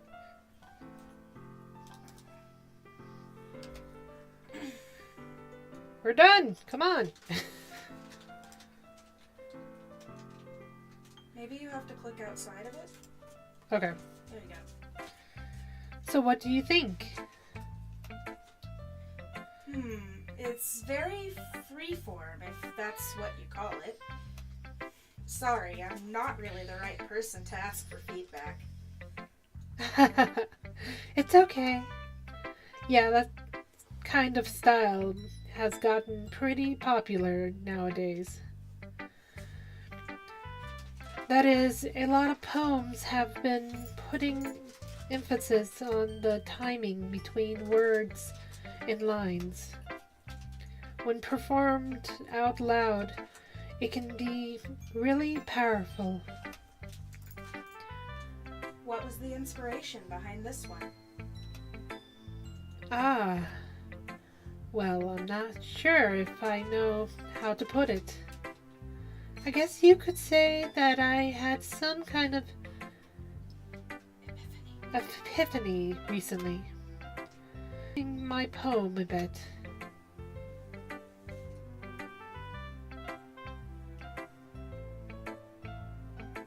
An epiphany? Yeah, something like that. I'm kind of nervous to talk about deep stuff like that because it's kind of coming in strangely.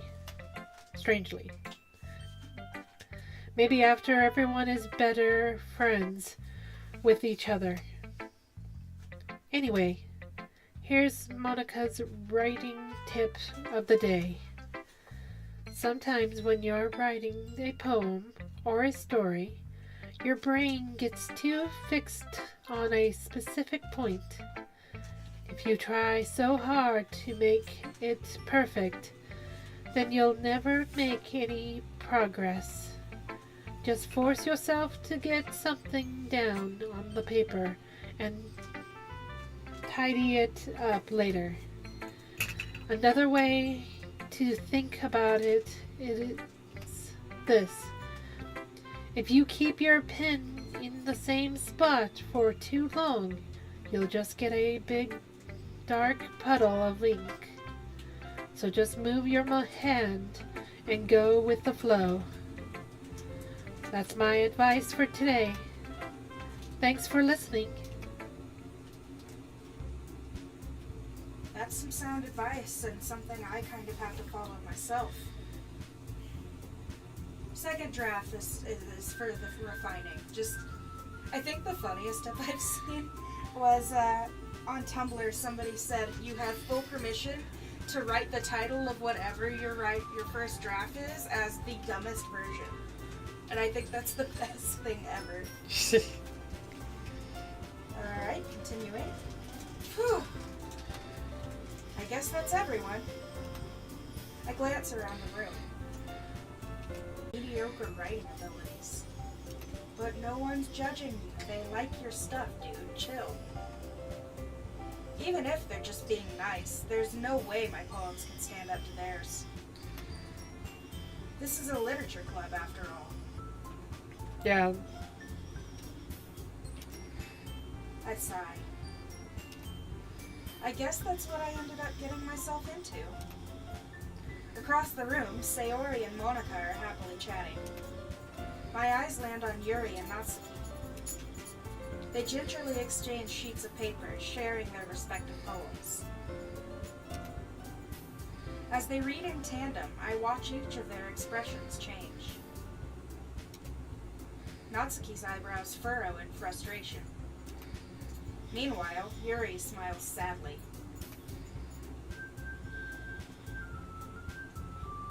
What's with this language?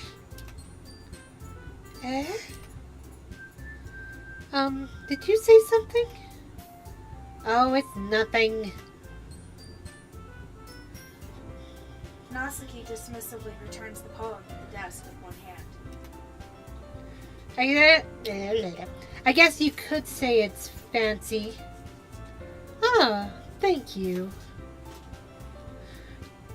Yours is cute. Cute? Did you completely miss the symbolism of or something? It's clearly about the feeling of giving up. How can that be cute? I know that. Ollie, you're knocking my computer off. I just meant the language, I guess. I was trying to say something nice. You mean you have to try that hard to come up with something nice to say? Thanks, but it really doesn't come out nice at all. Well, I do have a couple of suggestions. If I was looking for suggestions, I would have asked someone who actually liked it. Sorry, liked it. The dork did too. So based on that, I'm gladly give you some suggestions of my own. First of all, excuse me, I appreciate the offer, but I've spent a long time establishing my writing style. I don't expect it to change anytime soon. Unless, of course, I come across something particularly inspiring, which I haven't yet.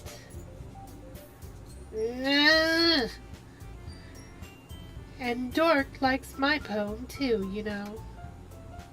He even told me he was impressed by it. Natsuki suddenly stands up. Oh? I didn't realize you were so invested in trying to impress our new member, Yuri. That's not what I...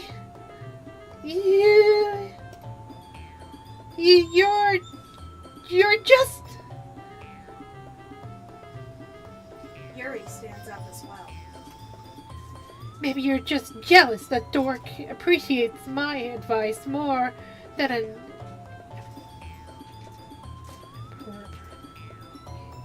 permitted yours. And how do you know he didn't appreciate my advice more? Are you that full of yourself? No.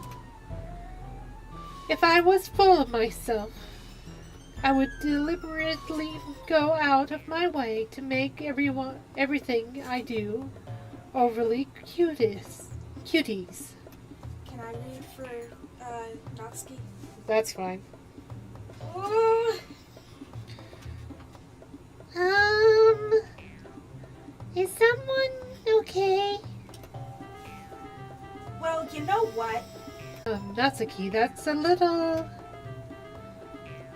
This doesn't involve you! I don't like fighting, guys! Suddenly, both girls turn towards me, as if they just noticed I was standing there. Dork! She's just trying to make me look bad. That's not true. She started it. If she could get over herself and learn to appreciate that simple writing is more effective, then this wouldn't have happened in the first place. What's the point in making your poems all convoluted for no reason? The meaning should jump out at the reader, not force them to have to figure it out. Help me explain that to her, Dork. Wait! There's a reason we have so many deep and expressive words in our language. It's the only way to convey complex feelings and meaning the most effectively. Avoiding them is not only unnecessarily limiting yourself, it's also a waste. You understand that, right, Dork? Ladies, you're both pretty. Well? How did I get dragged into this in the first place? It's not like I know anything about writing. But whomever I agree with, they'll probably think more highly of me. So, of course, that's going to be... No mercy. Welcome to my channel. Oh, this isn't fair. Fine. Natsuki.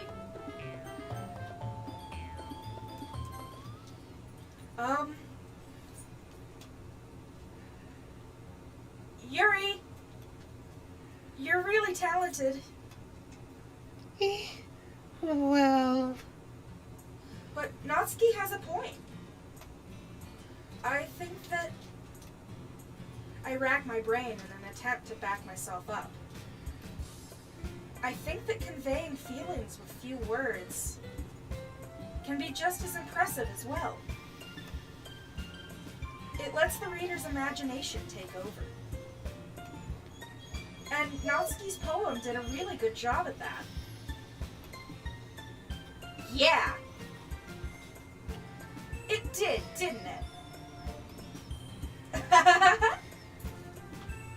Shows how much you know. Ollie, that hurt me. Go. Hey!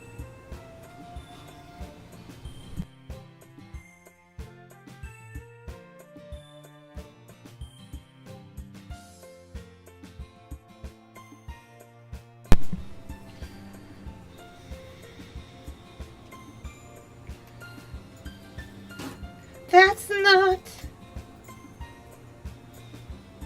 Natsuki. I think that's enough. Huh? Me? But she was so mean to me. Natsuki's voice whines.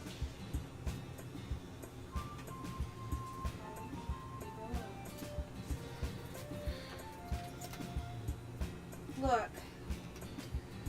What we talked about yesterday was right. Writing is a really personal thing. And sharing it can definitely be hard. Welcome to my channel. Sabunny55 said, hello. Hello! Welcome to the channel. Hello! Let us know who your favorite is in the comments. It looks like we learned that today. Even small criticism can lead to something pretty heated. I glance over my shoulder. Sayori is nodding vigorously. Yeah, so... You don't need to feel threatened. You're a great writer, Natsuki. Natsuki's voice gets caught in surprise.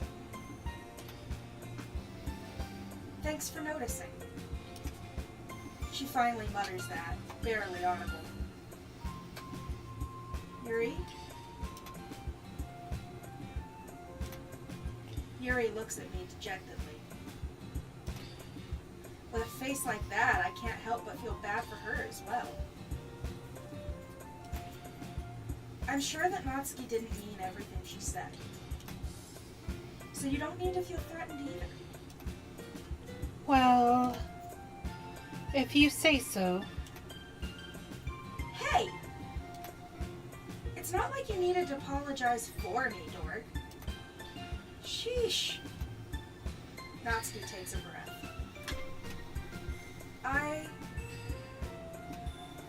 The thing about... Natsuki glances around the room. Would everyone stop staring at me? Unsurprisingly, Natsuki has a harder time with it than she boasted. Sayori and Monica look away. Anyway, thing about your boobs. I didn't mean it, okay? That's all. Natsuki looks away, avoiding eye contact with anyone. Yeah, you're naturally beautiful, Yuri.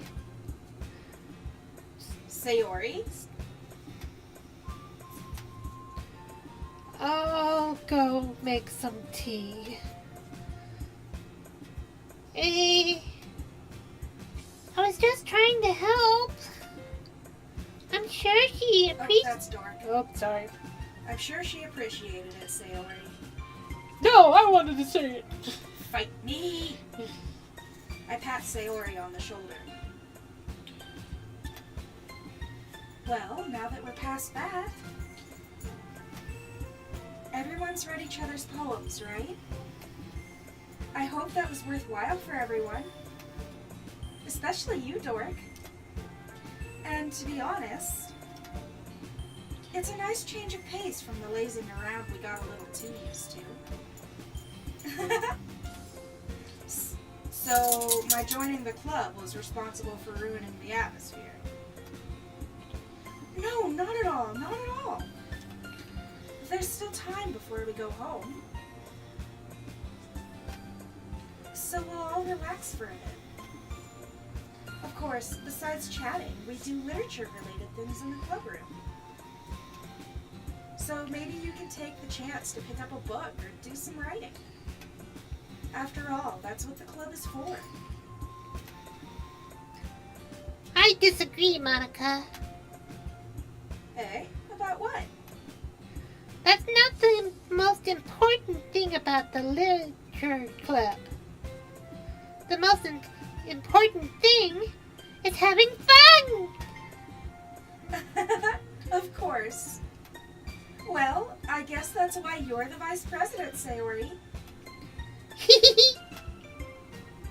In the end, though, Monica was right. Being in the literature club probably means I can't spend all my time doing nothing. But in the end, I guess it's been worth it so far. Okay, everyone. It's just about time for us to leave. How did you all feel about sharing poems? It was a lot of fun! Well, I'd say it was worth it. It was alright. Well, mostly. Dork, how about you? Yeah, I'd say the same. It was a neat thing to talk about with everyone. Awesome. In that case, we'll do the same thing tomorrow. And maybe you learned something from your friends, too. So your poems will turn out even better. I think to myself, I did learn a little more about the kinds of poems everyone likes. With any luck, that means I can do at least a little better job impressing those I want to impress. I nod to myself with newfound determination. Dork! Ready to walk home? Sure, let's go. Sayori beams at me. It truly has been a while since Sayori and I have spent this much time together.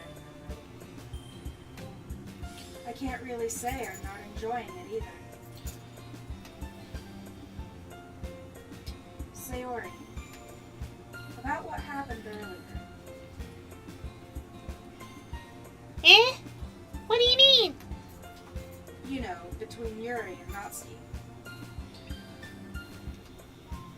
Does that kind of thing happen often? No! That's really the first time I've seen them fight like that. I promise they're both wonderful people. You don't hate them, do you? No, I don't hate them. I just wanted your opinion, that's all. I can see why they'd make good friends with you. Phew.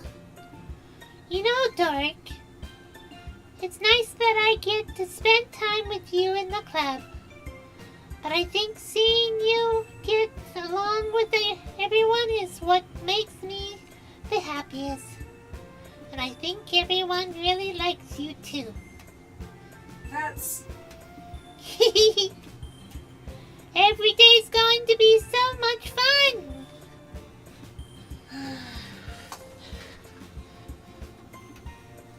It looks like Sayori still hasn't caught on to the kind of situation I'm in. Sure, being friends with everyone is nice, but does it really need to stop there? Well, I'll just have to see what the future holds, Sayori. I pat Sayori on the shoulder. I said that more to myself than to her, but it's easy to use Sayori as an internal monologue sometimes. Okay. Yeah. Let's do this! Alright, it looks like we're making another stupid poem again. You want to pick one, Megs? We'll take turns. Pure holiday, ocean, bouncy, spin, question, last, nature. Okay. Meager, Papa, clouds, embrace, agonizing, swimsuit, broken, pain, hurt, and imagination. Let's pick imagination this time.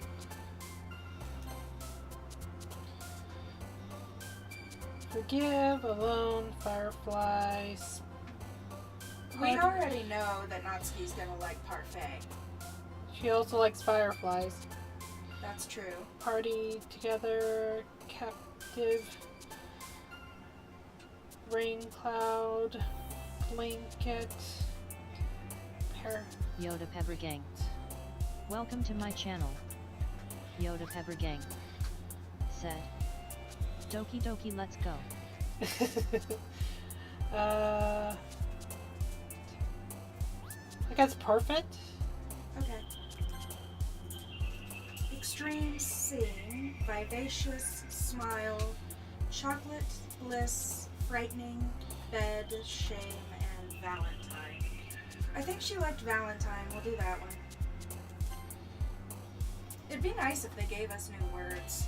Yeah.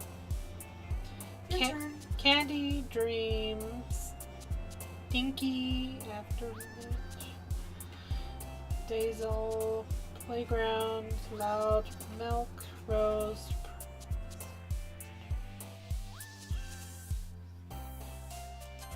dinky. Vivid, cry, climax, comfort, nibble, games, entropy, flower, eternity, and melody. Let's do comfort. Fluffy friend, cheer, desire, promise, uncomfortable, jump, fear, charm.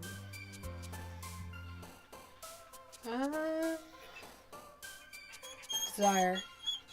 Okay. Melancholy, suicide, play, memories, sunset, cage, infallible, incapable, atone, and raindrops. Let's go with incapable, because she did mention that she was trying to get the point across that it was the subject of the poem giving up. Yeah.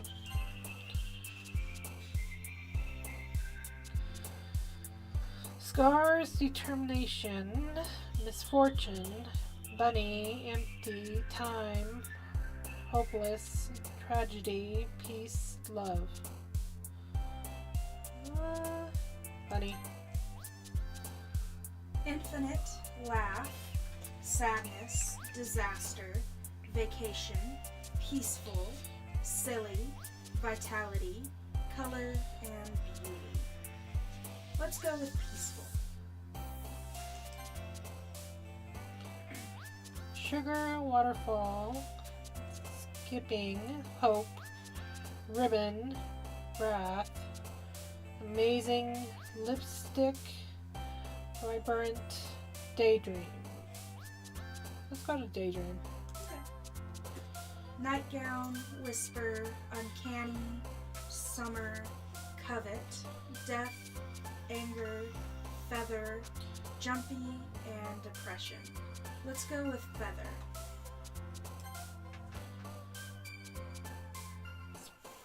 Explode, sunny, misery, special, Doki Doki. Let's go to Doki Doki. Yes, we're always gonna pick that. Let's see. Cheeks, shiny, strawberry, anxiety, starscape, calm, adventure, philosophy, defeat, and lollipop. Let's select defeat.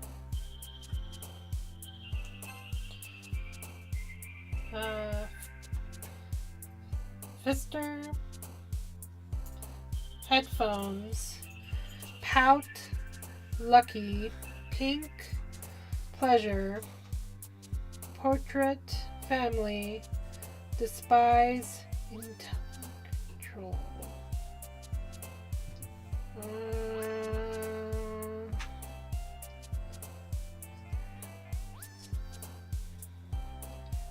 Let's go pink. Kawaii, fickle, unrequited, crimson, joy, shopping, sparkle, inferno, secretive, and whirlwind. Let's go with whirlwind. Treasure, dark, under restraint, universe, boop, warm, graveyard, electricity, poof, villain, la la la. Boop. Childhood, flying, skirt, massacre, tenacious, marriage, hop, destiny, happiness, and variance. Childhood.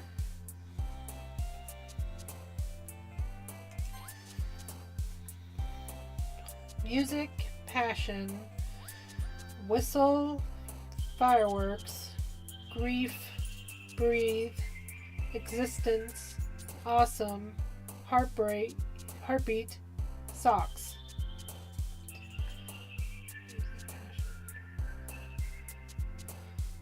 Well, this song sort of reminds me of Whistle, so.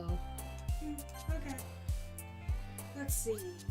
Hair, contamination, prayer, sweet, rainbow, incongruent, horror, bubbles, cute, and clumsy.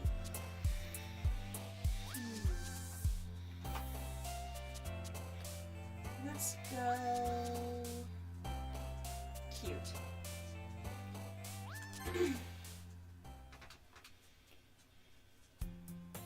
Another day passes and it's time for the club meeting already. I've gotten a little more comfortable here over the past couple days. You're getting my dyslexia. We're screwed. Entering the club room, the usual screen greets me. Scene. Maybe I need to rest my eyes. Hi, Dork! Yo, Sayori. Looks like you're in a good mood today.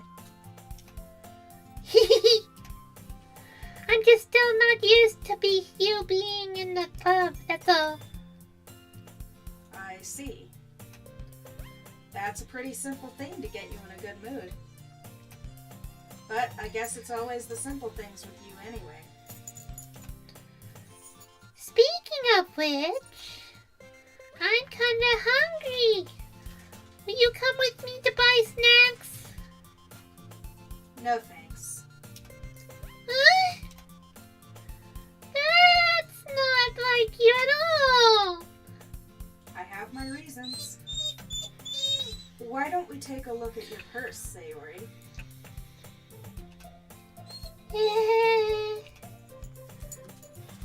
Why is that all of a sudden?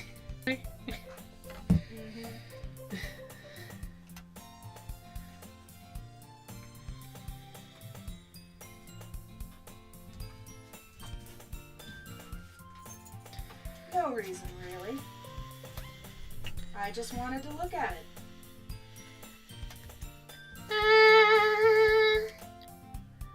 Sayori nervously retrieves her coin purse. Please kill me. She fumbles with the latch and gets it open. Then she turns it upside down and lets its contents spill onto the desk. Only 2 small coins fall out.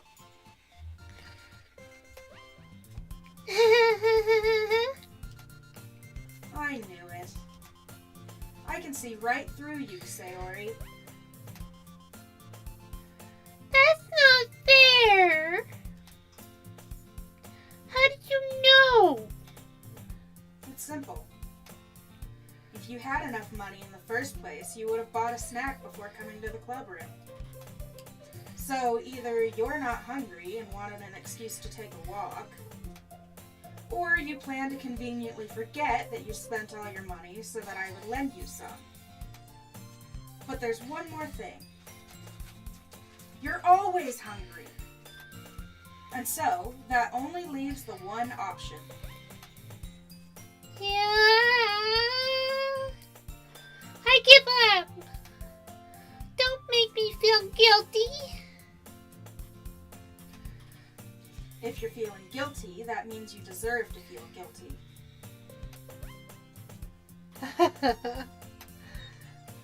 Yuri suddenly giggles. Eh? I didn't notice that she was listening in. Her face is in her book, as always.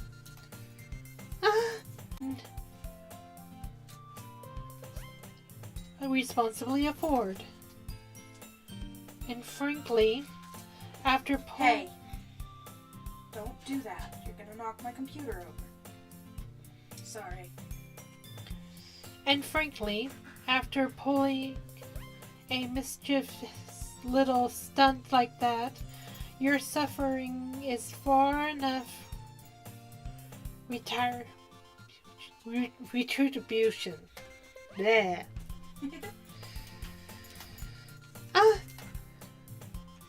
Did I just... I didn't mean that.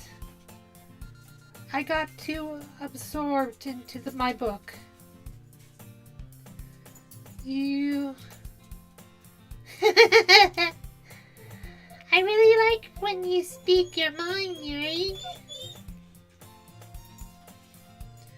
It doesn't happen much, but it's a fun side of you.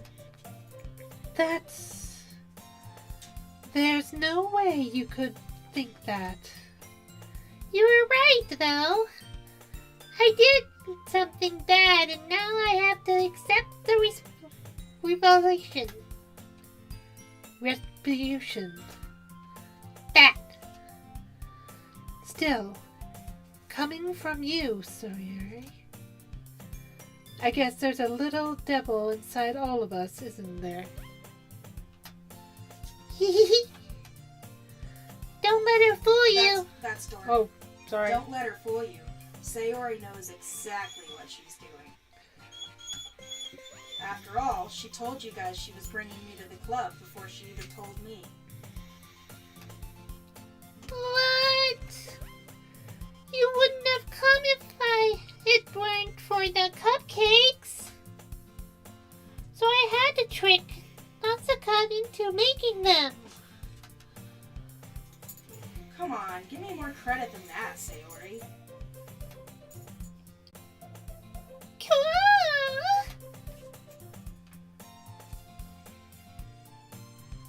I think I'm lagging a little bit. Out of nowhere, something smacks Sayori in the face and tumbles onto the desk. Ow! What was... a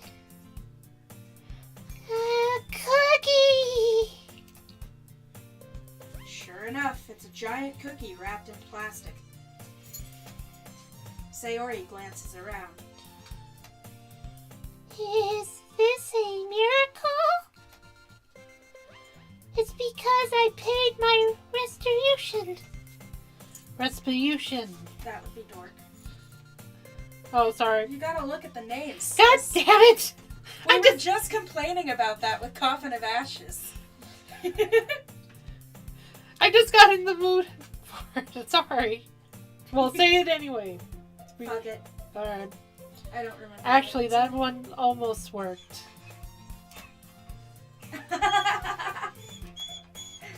I was just going to give it to you. But then I heard you blab about the cupcakes. It was totally worth seeing your reaction, though. Nausicaa! That's so nice of you! I'm so happy! She's fake as shit.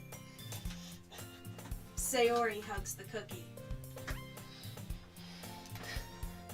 Jeez, just eat it. Sayori rapidly tears open the wrapper and takes a big bite. So good! Sayori suddenly clasps her hands over her mouth. I bit my tongue!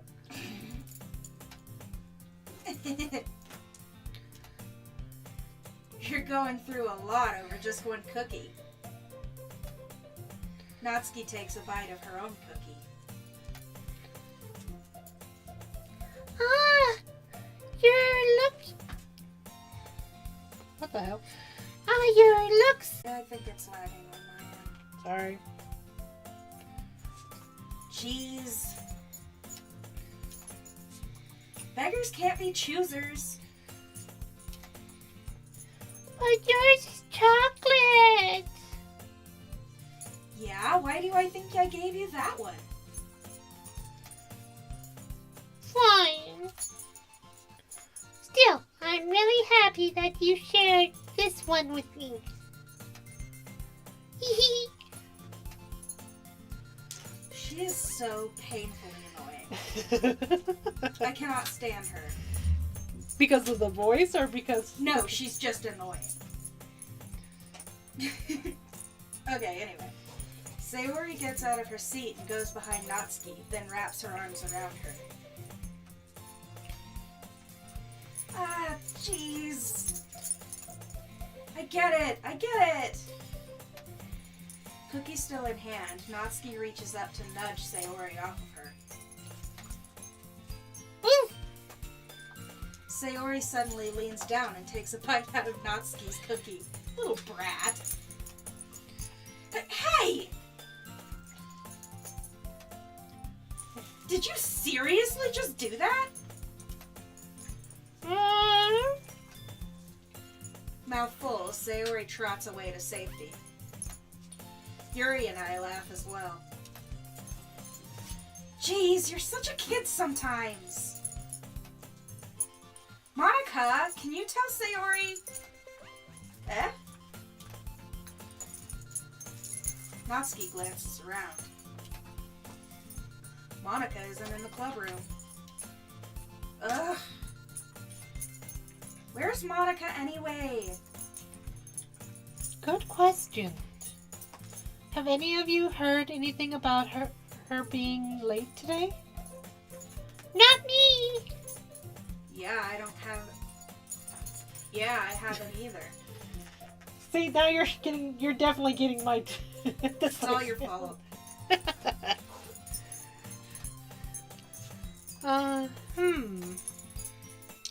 That's a bit unusual. I hope she's okay. Of course she's okay. She probably just had something to do today. She's pretty popular after all. Eh? You don't think she has a... I wouldn't be surprised. She's probably more desirable than all of us combined. Hee hee, that's true. Excuse me? Suddenly, the door swings open. Sorry, I'm super sorry. Ah, there you are. Oh, it hurts.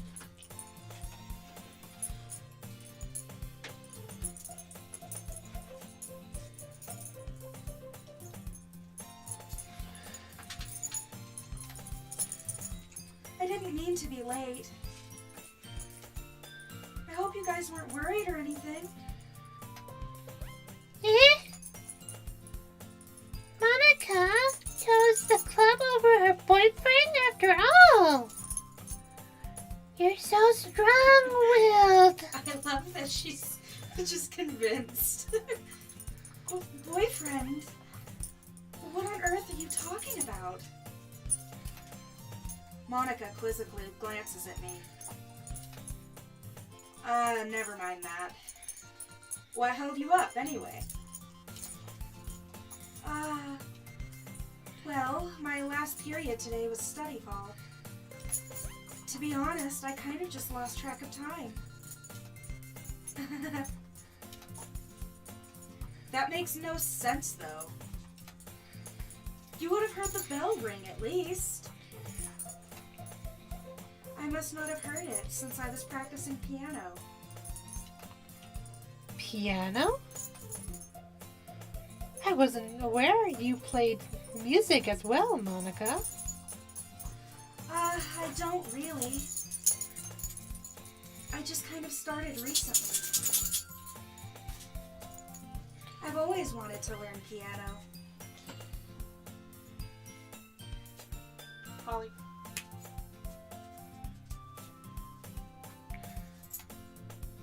That's so cool! You should play something for us. I will. Yay! That sounds cool! That's Dork again. Damn it! That sounds cool. I like it when I say it. I would also look forward to it. Is that so? In that case, I won't let you down, Dork. Monica smiles sweetly.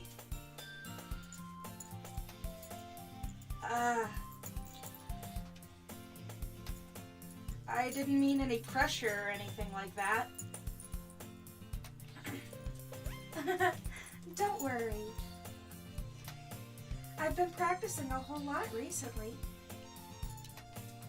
And I'd really love the chance to share once I'm ready. I see. In that case, best of luck. Thanks. So, I didn't miss anything, did I? No, not really. I chose to leave out Sayori's mischievous escapade. I'm sure Natsuki will end up complaining to her anyway. It looks like everyone has already settled down. Sayori somehow already finished her entire cookie. Yuri is back to her book, and Natsuki disappeared into the closet.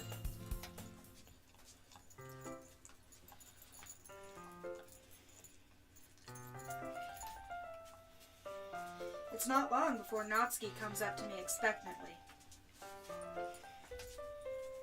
Yeah. Don't worry, I kept my promise. I pull the first volume of Parfait Girls out from my bag. Natsuki takes it from my hands, then quickly turns it over, presumably to check for wrinkles. Hey, I'm not that careless. I handle manga all the time, you know?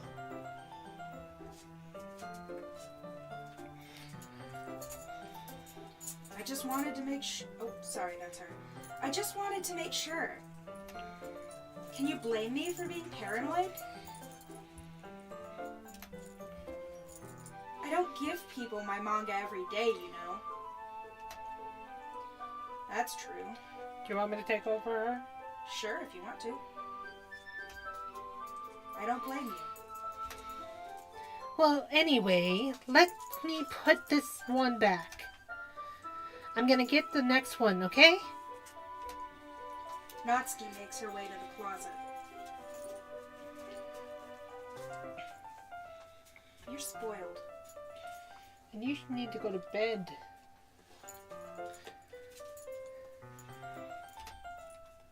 I follow.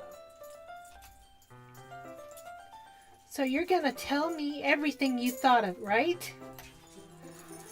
Where did this volume leave again? I forgot. The chapter ended when Minori and Alice found... Monica! Monica! Natsuki's voice resonates out from inside the closet. Eh? I peer inside. All of Natsuki's books are lined up on the top shelf. Did you move my manga again? Sorry. The teacher got mad at me for taking up so much space in her closet. So I had to move some stuff around and clean up a little bit. It's all still there, I just had to organize it a bit. Top shelf is far above Natsuki's head. Poor thing. She makes a futile hop, trying to figure out how to reach her manga.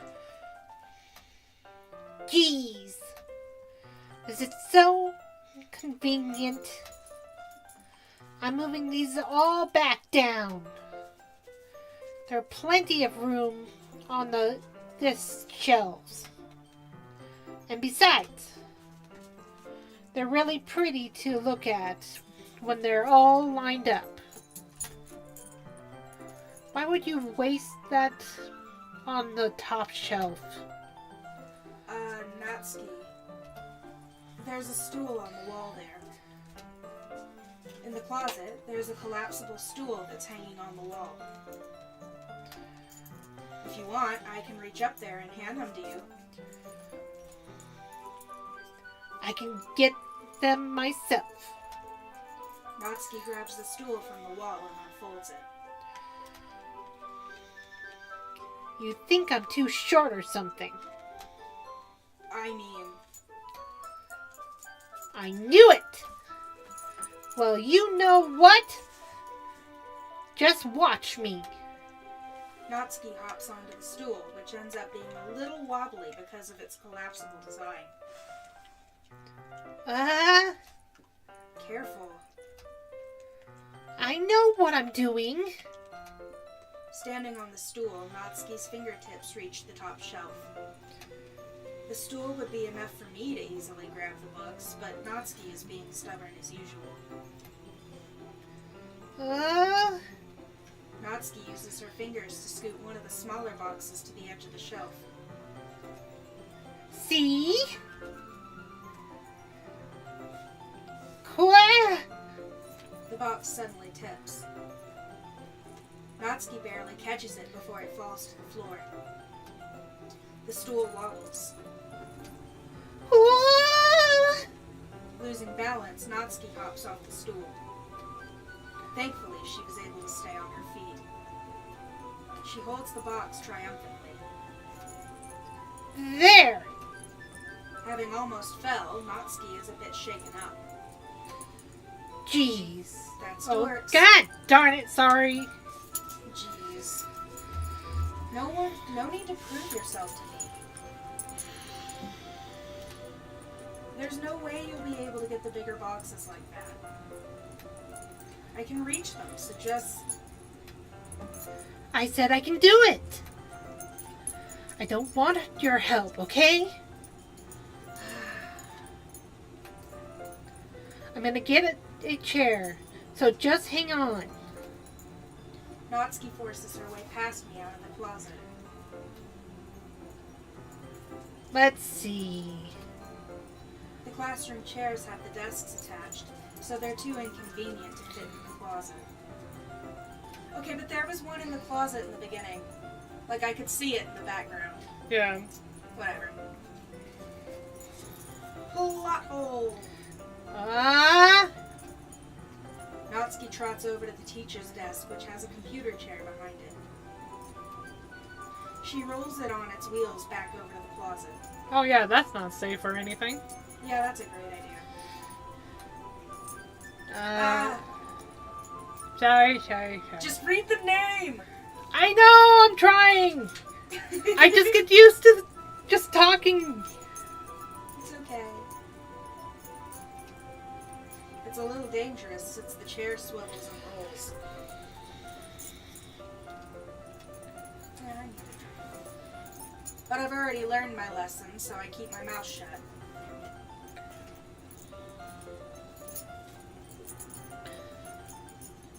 You shh. Do you mind going to get my coat out of my bag? Your drink? Yeah. Okay.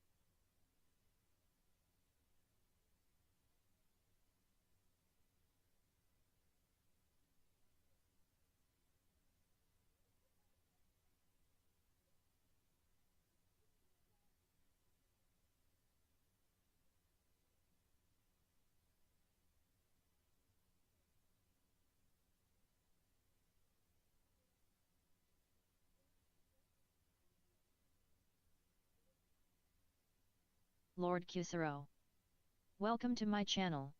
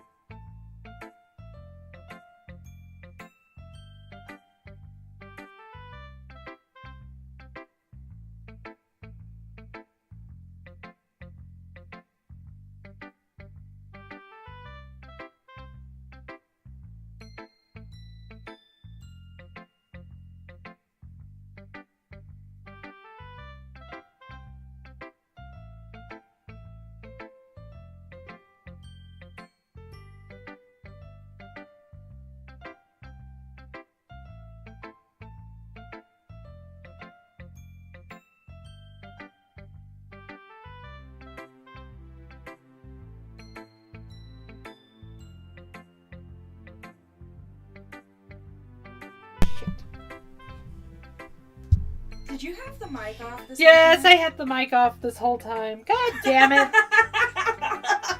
Obviously, I'm tired than usual. They can read at least. Yeah, I hope so.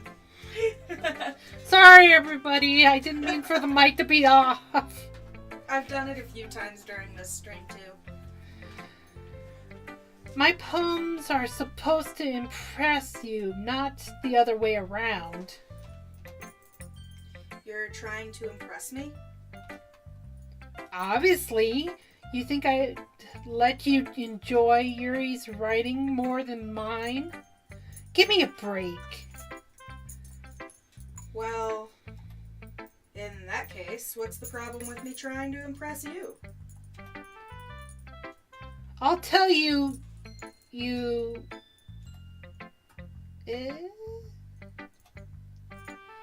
Natsuki's face freezes, like she just realized something.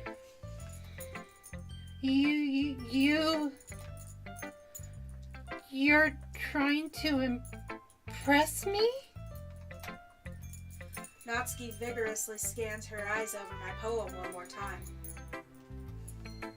Then the poem slips out of her hands and flutters to the floor. I have to use the bathroom. Red-faced, Natsuki quickly walks out of the room.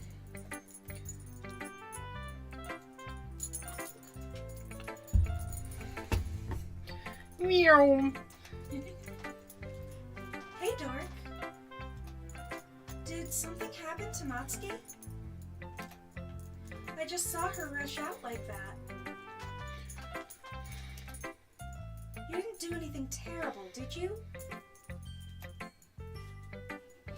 Yes. Yes. No. Of course I did. I It couldn't was help. all me!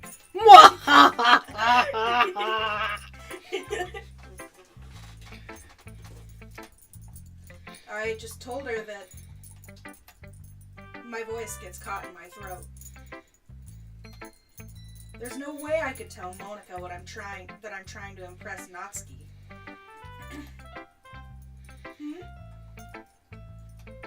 Monica sees the poem lying on the floor and swiftly picks it up. She reads through it, her smile not fading from her face. You should probably be Monica for this exchange. Okay. You wrote this for Natsuka, didn't you? I mean... not really. I wrote it for you, Monica.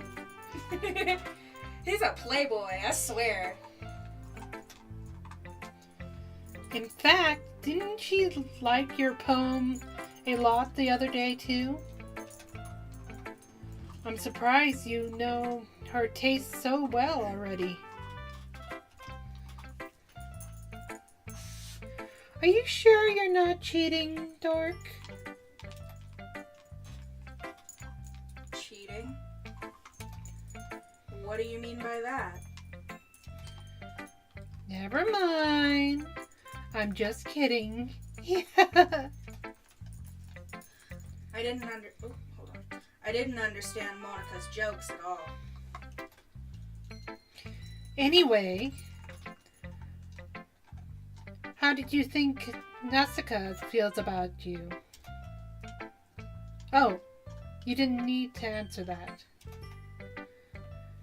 It was just something for you to think about. Hey! Natsuki comes up and snatches the poem out of Monica's hands. Neither of us had noticed her re-enter the classroom. Did you read this, Monica? Of course, I liked it. Ugh. You should really stop reading things that aren't for you, you know.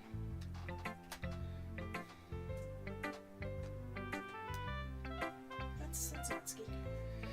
You have a bad habit of doing that. Huh? But Dork wrote this poem. And we're supposed to share with everyone, right? Oh, Natsuki freezes. She apparently forgot that my poem is technically for everyone to read. Okay, well, thanks, Dork. I think Dork is done sharing this poem with everyone. It's not like everyone would want to read this anyway. In fact, I'm just going to hold on to this. Okay, In fact, then. I'm going to hold on to it. If you insist. What? Why are you looking at me like that? Like what? Never mind. Natsuki. I'll give you the poem, but that's still not very fair to Sayori. She hasn't gotten to read it yet. So what? Well, I guess Dork is right. Fuck it.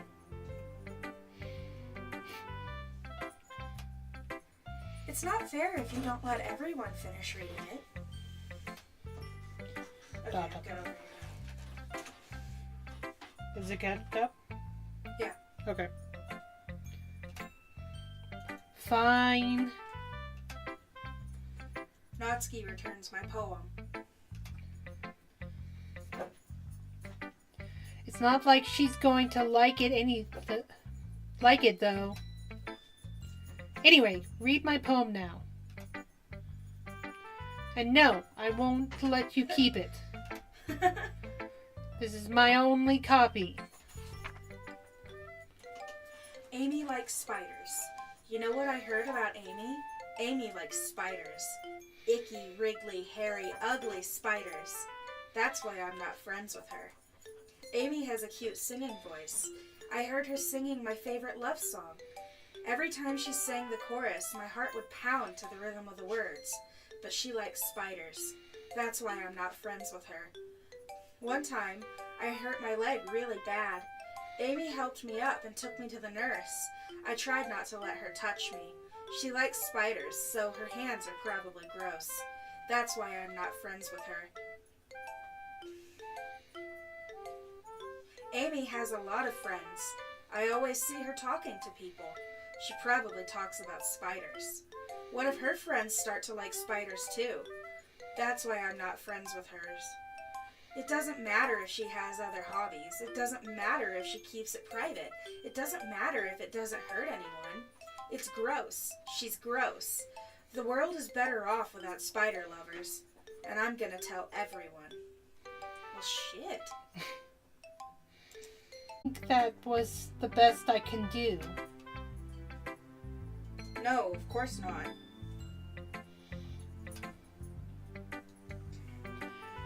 Anyway, the message is pretty straightforward in this poem. Yes, Amy Amy likes spiders. I doubt I have to explain it. Sometimes you can explain complicated issues with such simpler analogies. And it helps people realize how stupid they are being. Like anyone would argue that the subject of this poem is an ignoration. Welcome to my jerk. channel. Do you know people like that? Of course. It's about how everyone thinks of my... That doesn't matter. I can be about anything. It can be about anything. I can be anything. Hey, I wrote it to be easy to relate to. I wrote it to easy to relate to. And there's a dog licking my face. Your dog's gonna shove her tongue down your throat. I know. Come here, Dara. Come here. Jeez, you're getting heavy too, huh? God, I didn't realize how big you're getting. You got a big head, miss. Yeah. I wrote it to be easy to relate to. Everyone has some kind of weird hobby or a guilty pleasure. Something that you're afraid of if people find out. They'd make fun of you or think less of you. But that just makes people stupid. Who cares what anyone likes? As long as they're not hurting anyone and it makes them happy. I think people really need to learn to respect others for liking weird things. Well, you're definitely right. At least I can relate to that. And I'm sure a lot of other people can too. You know, I'm glad that you can appreciate this kind of writing. I mean, I know I was talking about that yesterday. But I've been enjoying sharing my writing with you, so consider yourself lucky, okay? Well, thanks for being honest. What's that supposed to mean? I'm always honest. Jeez. Just look forward to tomorrow too, okay? Alright, I will. And it was Sayori next, right? Yep.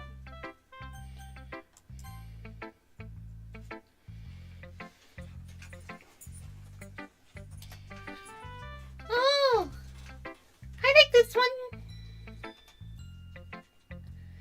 It has some nice feelings in it. I wish we could read it. Yeah, right? I would like to know how he put it together. Yes. Because we just played Mad Libs with no context. I'm glad. Does that mean it's better than yesterday's? Let me think. I don't know. I guess I like them both.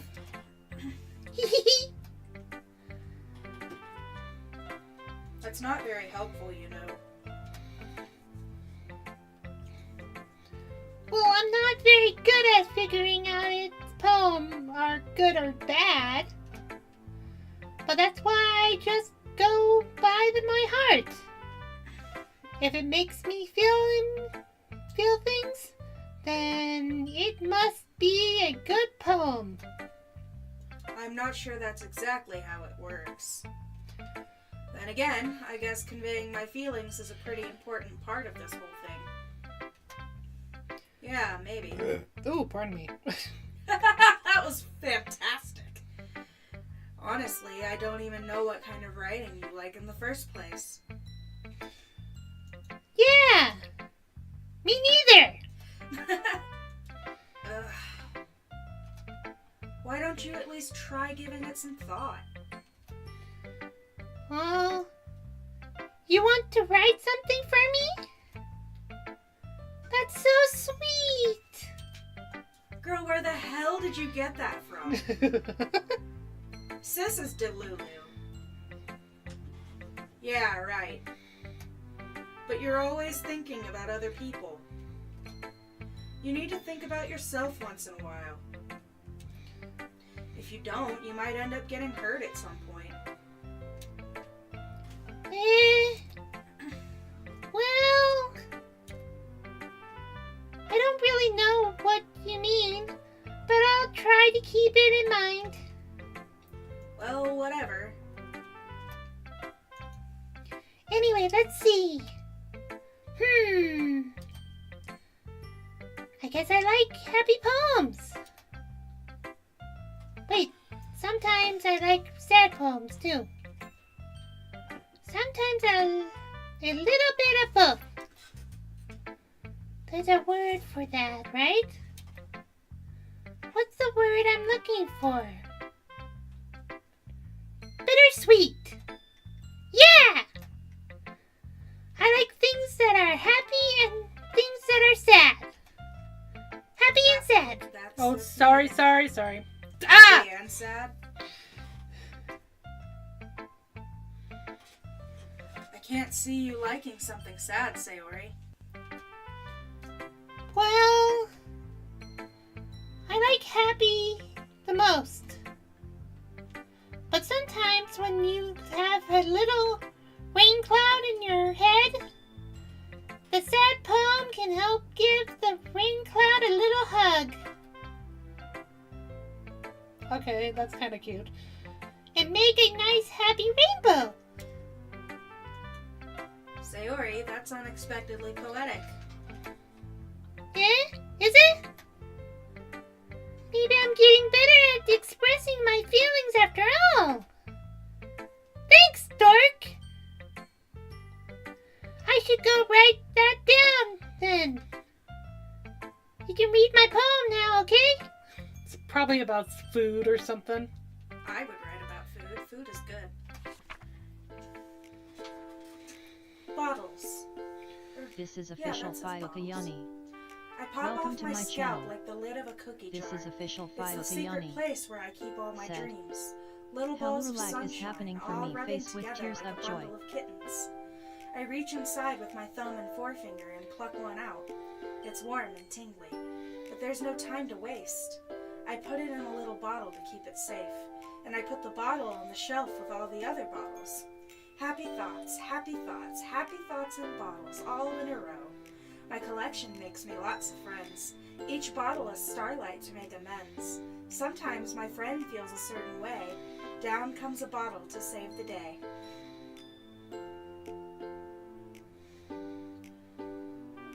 This is official Night after night, Fayokayani. more dreams. Said. Friend after friend, more Sweet bottles. and kind lag smiling Deeper face and with deeper smiling my fingers eyes. go, like exploring a dark cave, discovering the secrets hiding in the nooks and crannies, digging and digging, scraping and scraping. I blow dust off my bottle caps. It doesn't feel like time lapsed. My empty shelf could use some more. My friends look through my locked front door. Finally, all done. I open up, and in come my friends. They come in. Such a hurry. Do they want my bottles that much? I frantically pull them from the shelf, one after the other, holding them out to each and every friend, each and every bottle. But every time I let one go, it shatters against the tile between my feet. Happy thoughts, happy thoughts, happy thoughts and shards all over the floor. They were supposed to be for my friends who aren't smiling. They're all shouting, pleading, something. But all I hear is echo, echo, echo, echo, echo inside my head. Damn. Girl, are you okay? Holy crap. Sayori, did you really write this? Of course I did. This is official Fayokayani. Said. I'm so confused who is speaking grinning face with big eyes. Is it Sayori? What?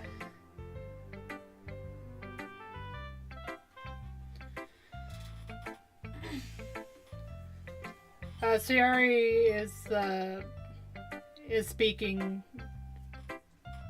high pitch whenever I speak. This is Yeah. official Fayokayani. Oh, Said. did we get a comment or something? Okay, Yeah. face with big Oh, eyes. okay. What'd they say? They were wondering who was speaking for Sayori. That would be Meg.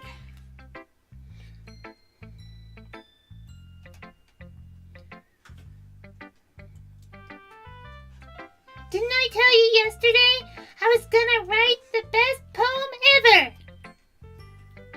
Yeah, but I mean, I didn't expect something like this coming from you. Monica taught me a whole lot. And I've been really in touch with my feelings recently. I see that. It's almost kind of creepy. Creepy? Well, not exactly. Maybe because I'm so used to you being cheerful. Well, never mind. I'm thinking too hard about it. The point is, it came out good, so you should be proud of it. Aw, thanks! I feel like I was meant to express myself this way. Magic! You've gotten pretty passionate about this, huh? I hope you keep it up. Yeah! Writing's the best! I'm gonna keep writing until I die! Don't get ahead of yourself. And that will be tomorrow. No. Sorry. Sayori's always had a habit of getting obsessed with something before dropping it more than a week later. I wonder if this is one of those times. But seeing the passion in her eyes makes it hard for me to be pessimistic. I think it's Yuri next.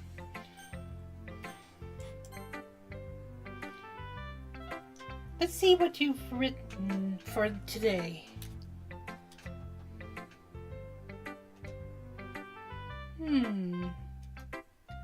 Well done, Dork. Your skills are already improving. Really? Thanks, Yuri.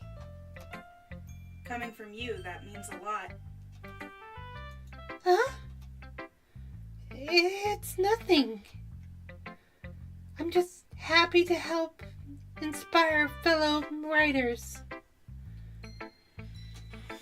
I know you're new at this, so don't worry so much if it seems like you can't get your poem to feel perfect. You don't need to be afraid of to be a little more daring. Metaphors can go a long way. Don't feel like you need to work your brain like turning a bunch of gears. Look, I love how she used a metaphor after saying that metaphors are good. That's really funny to me. I don't know why. Try letting your mind wander through your feelings and write down the things you see and hear. That's one way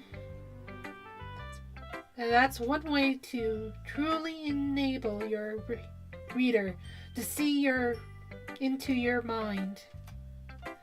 It's very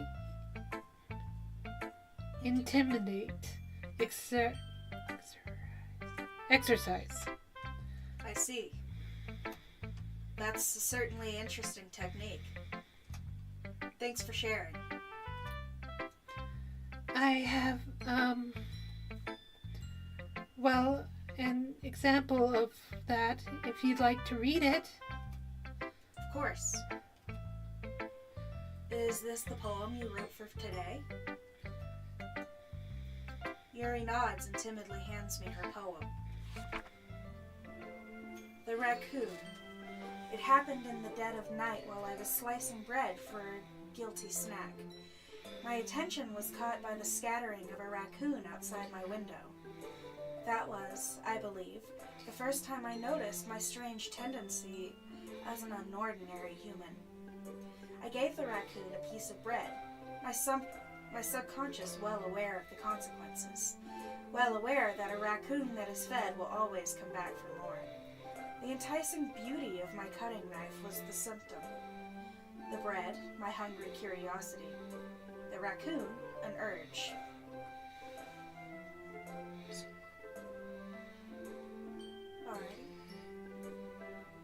The moon increments its phase and reflects that much more light off my cutting knife. The very same light that glistens in the eyes of my raccoon friend. I slice the bread, fresh and soft.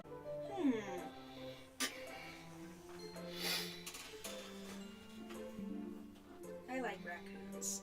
They're cute.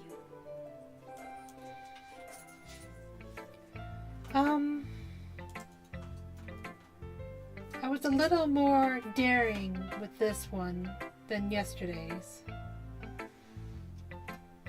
I can see that. It's a lot more metaphorical.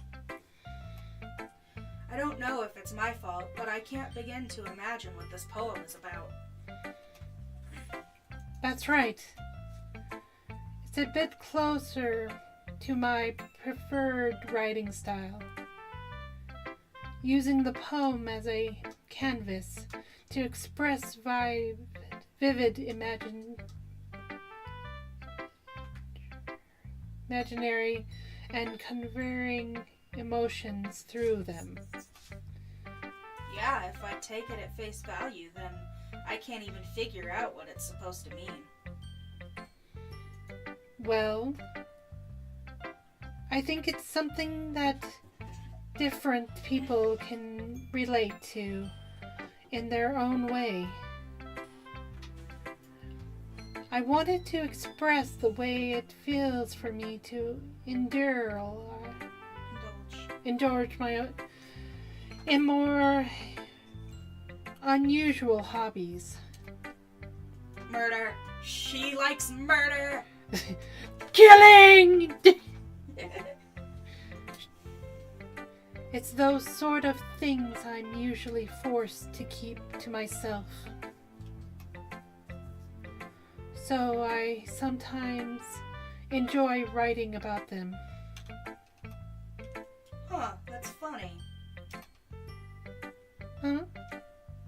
Didn't Natsuki also write something about that?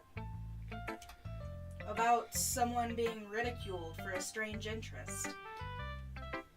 Eh? She did? Yeah. She was talking about how it didn't matter what you're into as long as you're not hurting anybody. She's right. I mean, does she really feel that way? Yeah. Sounds like you two have that in common.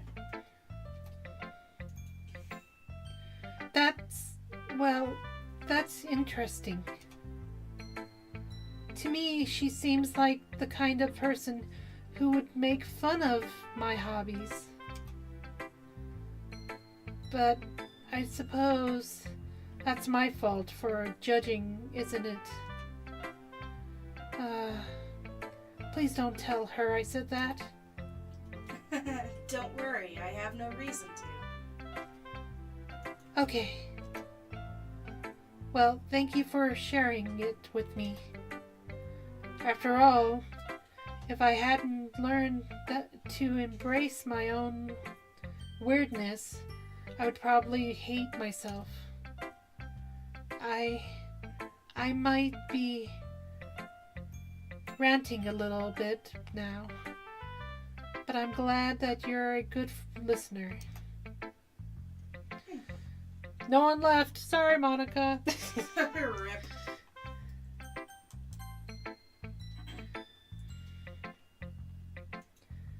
Hi again, Dork.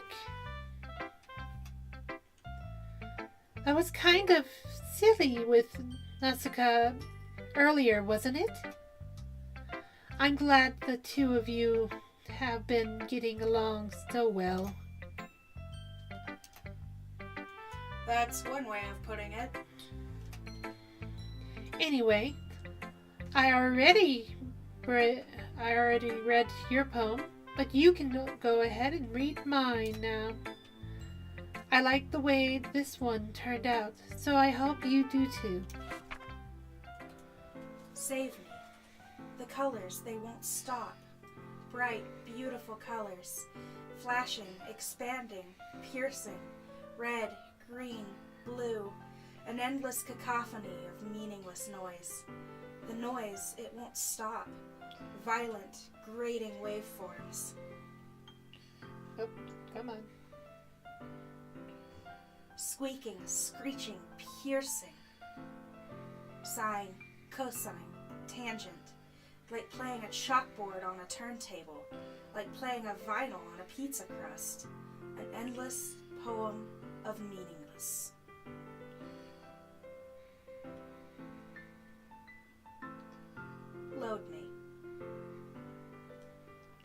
Dun dun dun! Interesting.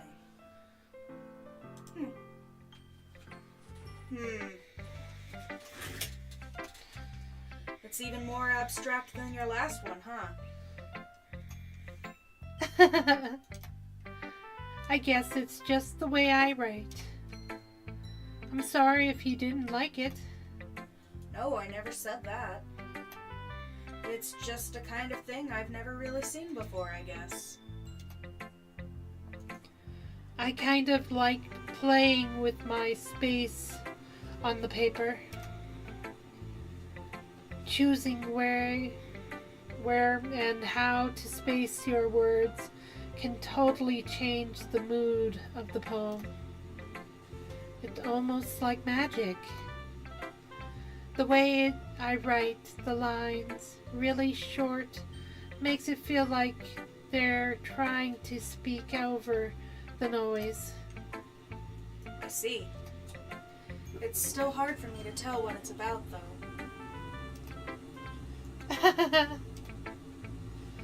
Sometimes asking what a poem is about isn't the right question.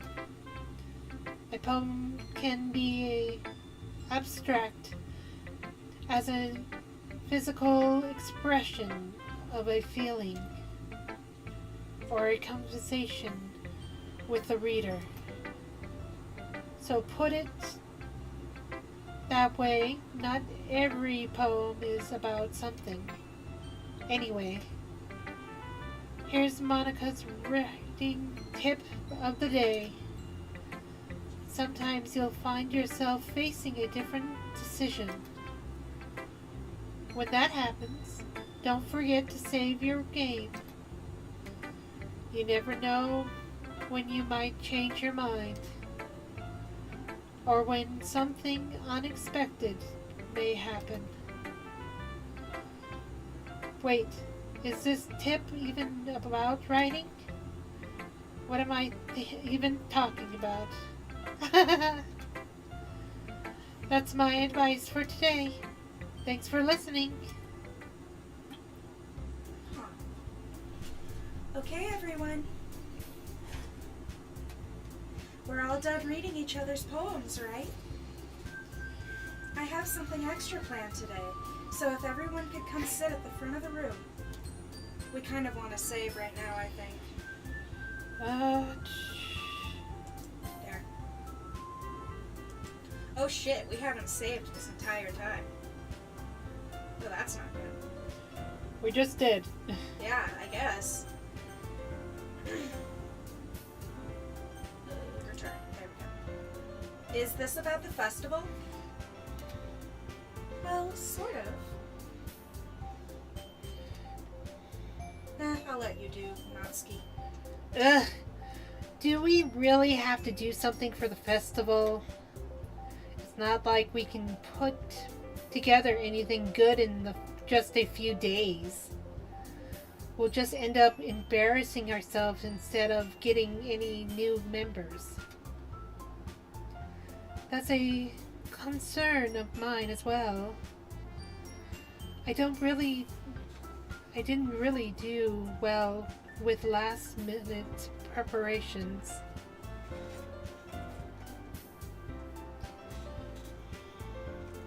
Don't worry so much. We're going to keep it simple, okay? We won't need much more than a few decorations. Sayori has been working on posters, and I've designed some pamphlets we can give out during the event. Okay, that's great, Actually going to be doing for the event. Ah, sorry. I thought you heard about it already. We're going to be performing. Performing? Monica? Yeah, we're going to have a poetry performance. Each of us are going to choose a poem to recite during the event. But the cool part is, we're also going to let anyone else come up and recite poems too. Sayori's putting it all on the posters in case anyone wants to prepare ahead of time. Sayori, who's been coloring a poster, holds it up for us to see. Are you kidding me, Monica? You didn't already start putting those posters up, did you? Well, I did. Do you really think that's that bad of an idea? Well, no. It's not a bad idea. But I didn't sign up for this, you know. There is no way I'm going to be performing in front of groups of people like that. I agree with Natsuka. I could never in my life do something like that. Imagining it, Yuri shakes her head in fear. Guys! No, Sayori. I understand where they're coming from. Remember that Natsuki and Yuri have never shared their poems with anyone until just a couple days ago. It's a lot to ask for them to recite their poems out loud to a whole room full of people. I guess I kind of overlooked that.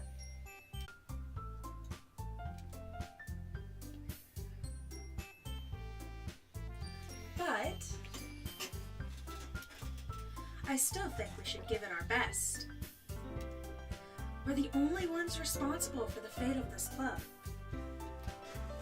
If we start the event and put on a good performance, then it will inspire others to do the same. And the more people who perform, the better we'll be able to show everyone what literature is all about. Hey Meg, is your mic on? Yes. Okay. It would have been flashing if it was off. I was looking at the wrong knob. Yeah. Yeah! It's about expressing your feelings. Being intimidated with yourself. Find new horizons. And having fun! That's right. And it's those reasons that we're all in this club today. Don't you want to share that with others? To inspire them to find the same feelings that brought you here in the first place. I know you do. I know we all do. And if all it takes is standing in front of the room for 2 minutes and reciting a poem, then I know you can do it.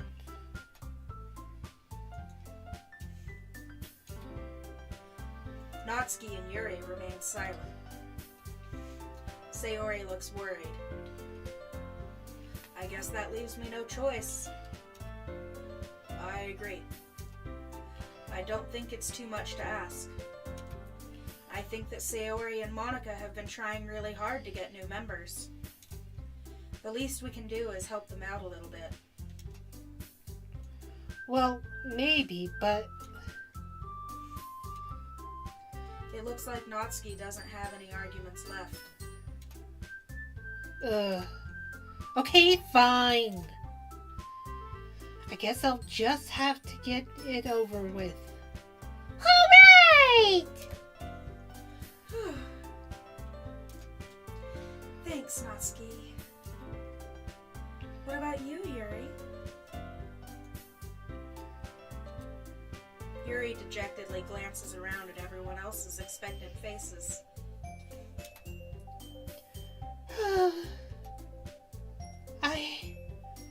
I guess I don't really have a choice. That's everyone!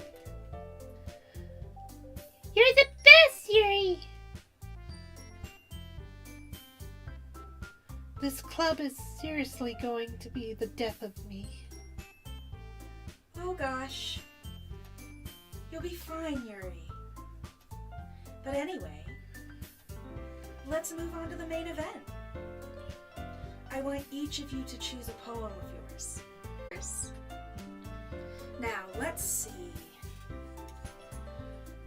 Monica flips through her notebook to the specific poem she has in mind for herself.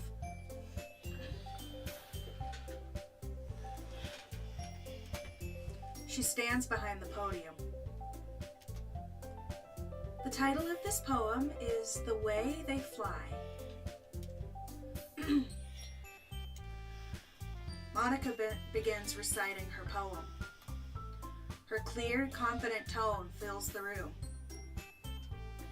More than that, her inflection is pristine. She knows exactly how to apply emotion behind each line she recites, bringing the words to life. Is this something she's done before, or is she simply a natural? I glance around me. Everyone has their eyes on Monica. Sayori looks amazed. Yuri has an intense expression on her face that I don't understand. Finally, Monica finishes the recitation. The four of us applaud. Monica takes a breath and smiles. That was so good, Monica! Thank you very much. I was just hoping to set a good example. Are you ready to go next, Sayori? Hell no! You almost had me. I'll go next. Yuri's fired up all of a sudden. Yuri clutches a sheet of paper between her hands and stands up. Keeping her head down, she walks quickly over to the podium.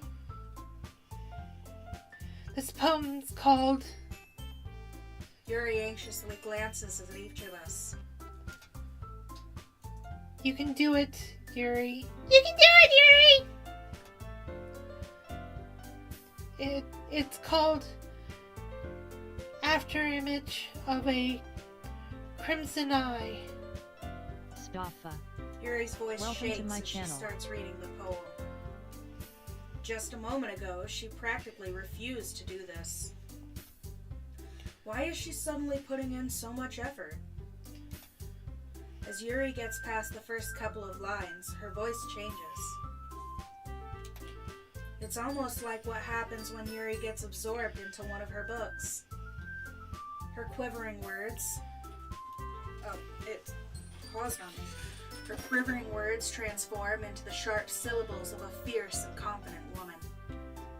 The poem is full of twists and turns in its structures that she enunciates with perfect timing.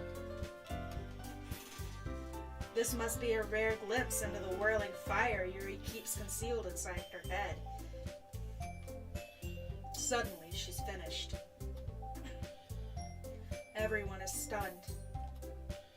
Yuri snaps back into reality and glances around her, as if she's bewildered even herself.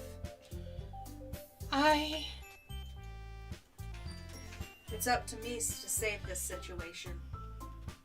I'm the first to start applauding. Everyone joins me afterward, and we give Yuri the recognition she deserves. It's not that we didn't want to applaud for her, but we were caught so off guard that we must have forgotten. As we applaud, Yuri holds the poem to her chest and rushes back into her seat. Yuri, that was really good. Thank you for sharing.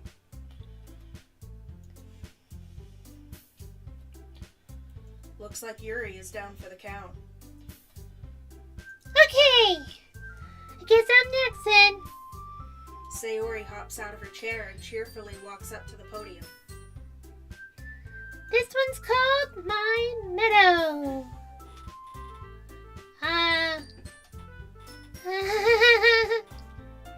Sorry, I giggled. Hee. Sayori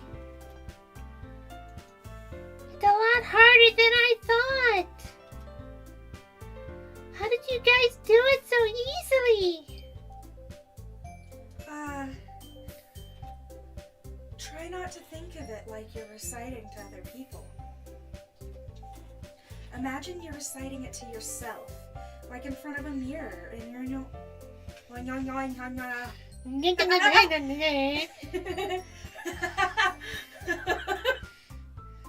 Imagine you're reciting it to yourself, like in front of a mirror or in your own head. It's your poem, so it'll come out the best way. I see. Okay then. Sayori begins her poem. Somehow it feels like her soft voice was made as a perfect match. The poem isn't aimlessly cheery like Sayori is. It's serene and bittersweet. If I were to read this on paper, I probably wouldn't think much of it. But hearing it come from Sayori's voice almost gives it a whole new meaning. Maybe this is what Sayori meant when she said she likes my poems. It's like I get to reach more deeply into someone I thought I knew through and through. Sayori finishes and we applaud. Woo! I did it! Good job, Sayori. Even Dork liked it. I guess that's a good sign. What does that even mean? It came out nicely, Sayori. The atmosphere of the poem fits you really nicely. But it might be that other poems wouldn't work quite as well with that kind of delivery. Yeah? I didn't really understand. In other words, I've seen poems of yours where that sort of gentle delivery wouldn't work as well. They might need a little more force behind them, depending on what you're reading. Oh, I know what you mean. Well, I've been practicing that kind of thing. It's just embarrassing to do it in front of everyone. The next time, I'm going to make you pick a poem that challenges you a little more. We don't have much time before the festival, you know? Okay. Now, who's next? Natsuki? Don't make me go before Dork. It's not like I can compare to you guys anyway. Might as well let Dork lower everyone's standards a little before I have to do it. Bitch! Masky! It's fine. I might as well get it over with. But it's not like I have much of a selection of what to read.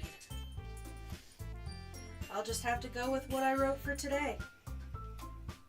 I stand up and step in front of the podium. Everyone has their eyes on me, making me feel terribly awkward. I recite my poem. Since I'm not exactly confident in my own writing, it's hard to put energy into it. Despite that, once I finish, I receive applause anyway.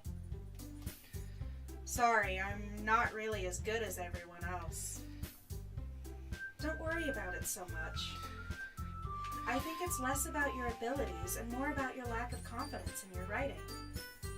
That's something that'll improve over time, though. Yeah, maybe. Alright then. That just leaves you, Natsuki. Yeah. I'm going. Natsuki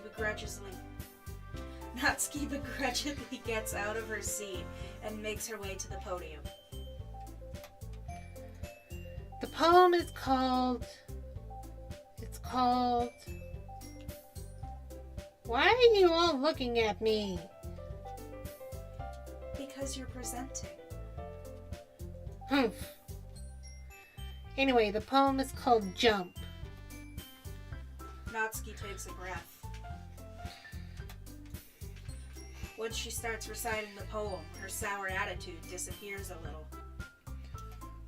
While she's still a little unenthused, her poem has a rhythm and rhyme to it. It's Natsuki's trademark style, and it works surprisingly well when spoken aloud. The words feel like they bounce up and down, as if giving life to the poem. Natsuki finishes, and everyone applauds. She huffs back to her seat. That wasn't so bad, was it? Easy for you to say. You're better not make me do that again. Well, do you at least feel prepared enough to recite a poem in front of other people? I mean, doing it in front of other people will be way easier. I can put on whatever face I want for other people. But when it's just my friends, it's just embarrassing. That's inspired. That's surprise, Nasuka. I think it would be the other way around for me. Well, that's just how it is, so...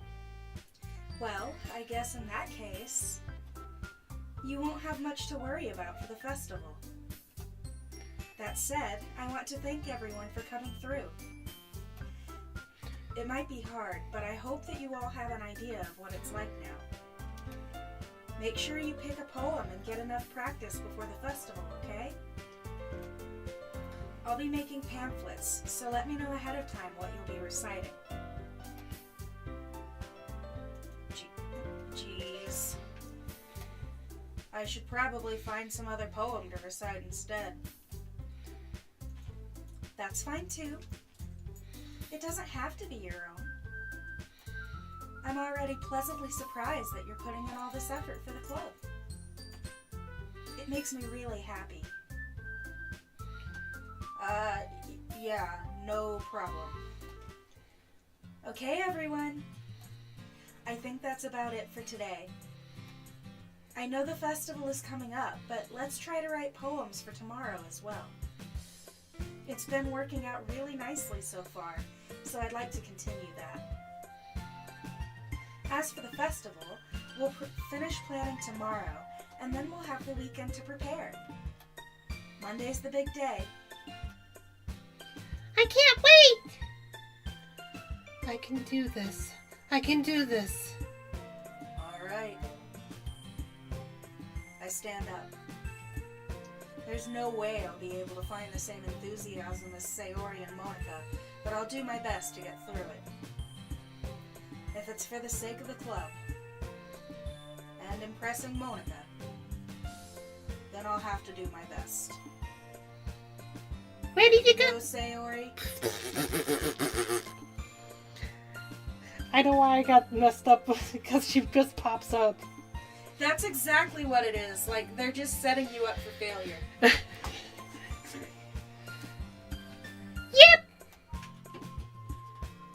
Look at you two, always going home together like that. It's kind of adorable, isn't it?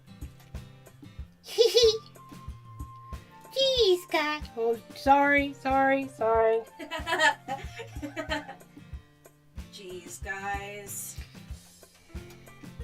Don't make such a big deal out of it. It must be a little nice, though. Well, how am I supposed to respond to that? It's okay, Dork. You don't have to say it. Whatever, let's go already. I walk home with Sayori once more. Even though it's only been a few days, a lot of things have already changed. But today, Sayori is being a little quieter than usual on the way home. Hey, Sayori. Sorry, I was spacing out. Ah, no wonder. I was thinking about something from earlier. I like how we get it to. I mean... Sayori fumbles with her words. So, let's just say that one day, Nasuka asked to walk home with you. Huh? What would you do? What kind of question is that? You're kind of putting me on the spot here.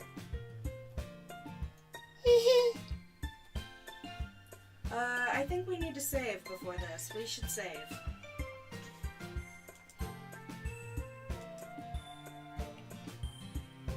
I think we should leave it off at this. I could see that shit-eating grin on your face.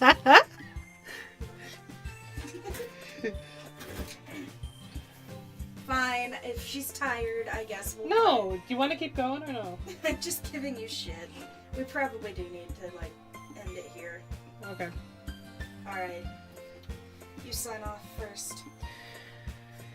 Yeah, we're gonna sign off then. Alright, everybody. I'm Mega Anime. And I'm Sylvie Sommers, signing off. You guys stay creative, stay spooky, and we'll see you next time. I hope you liked this show. Bye! Bye!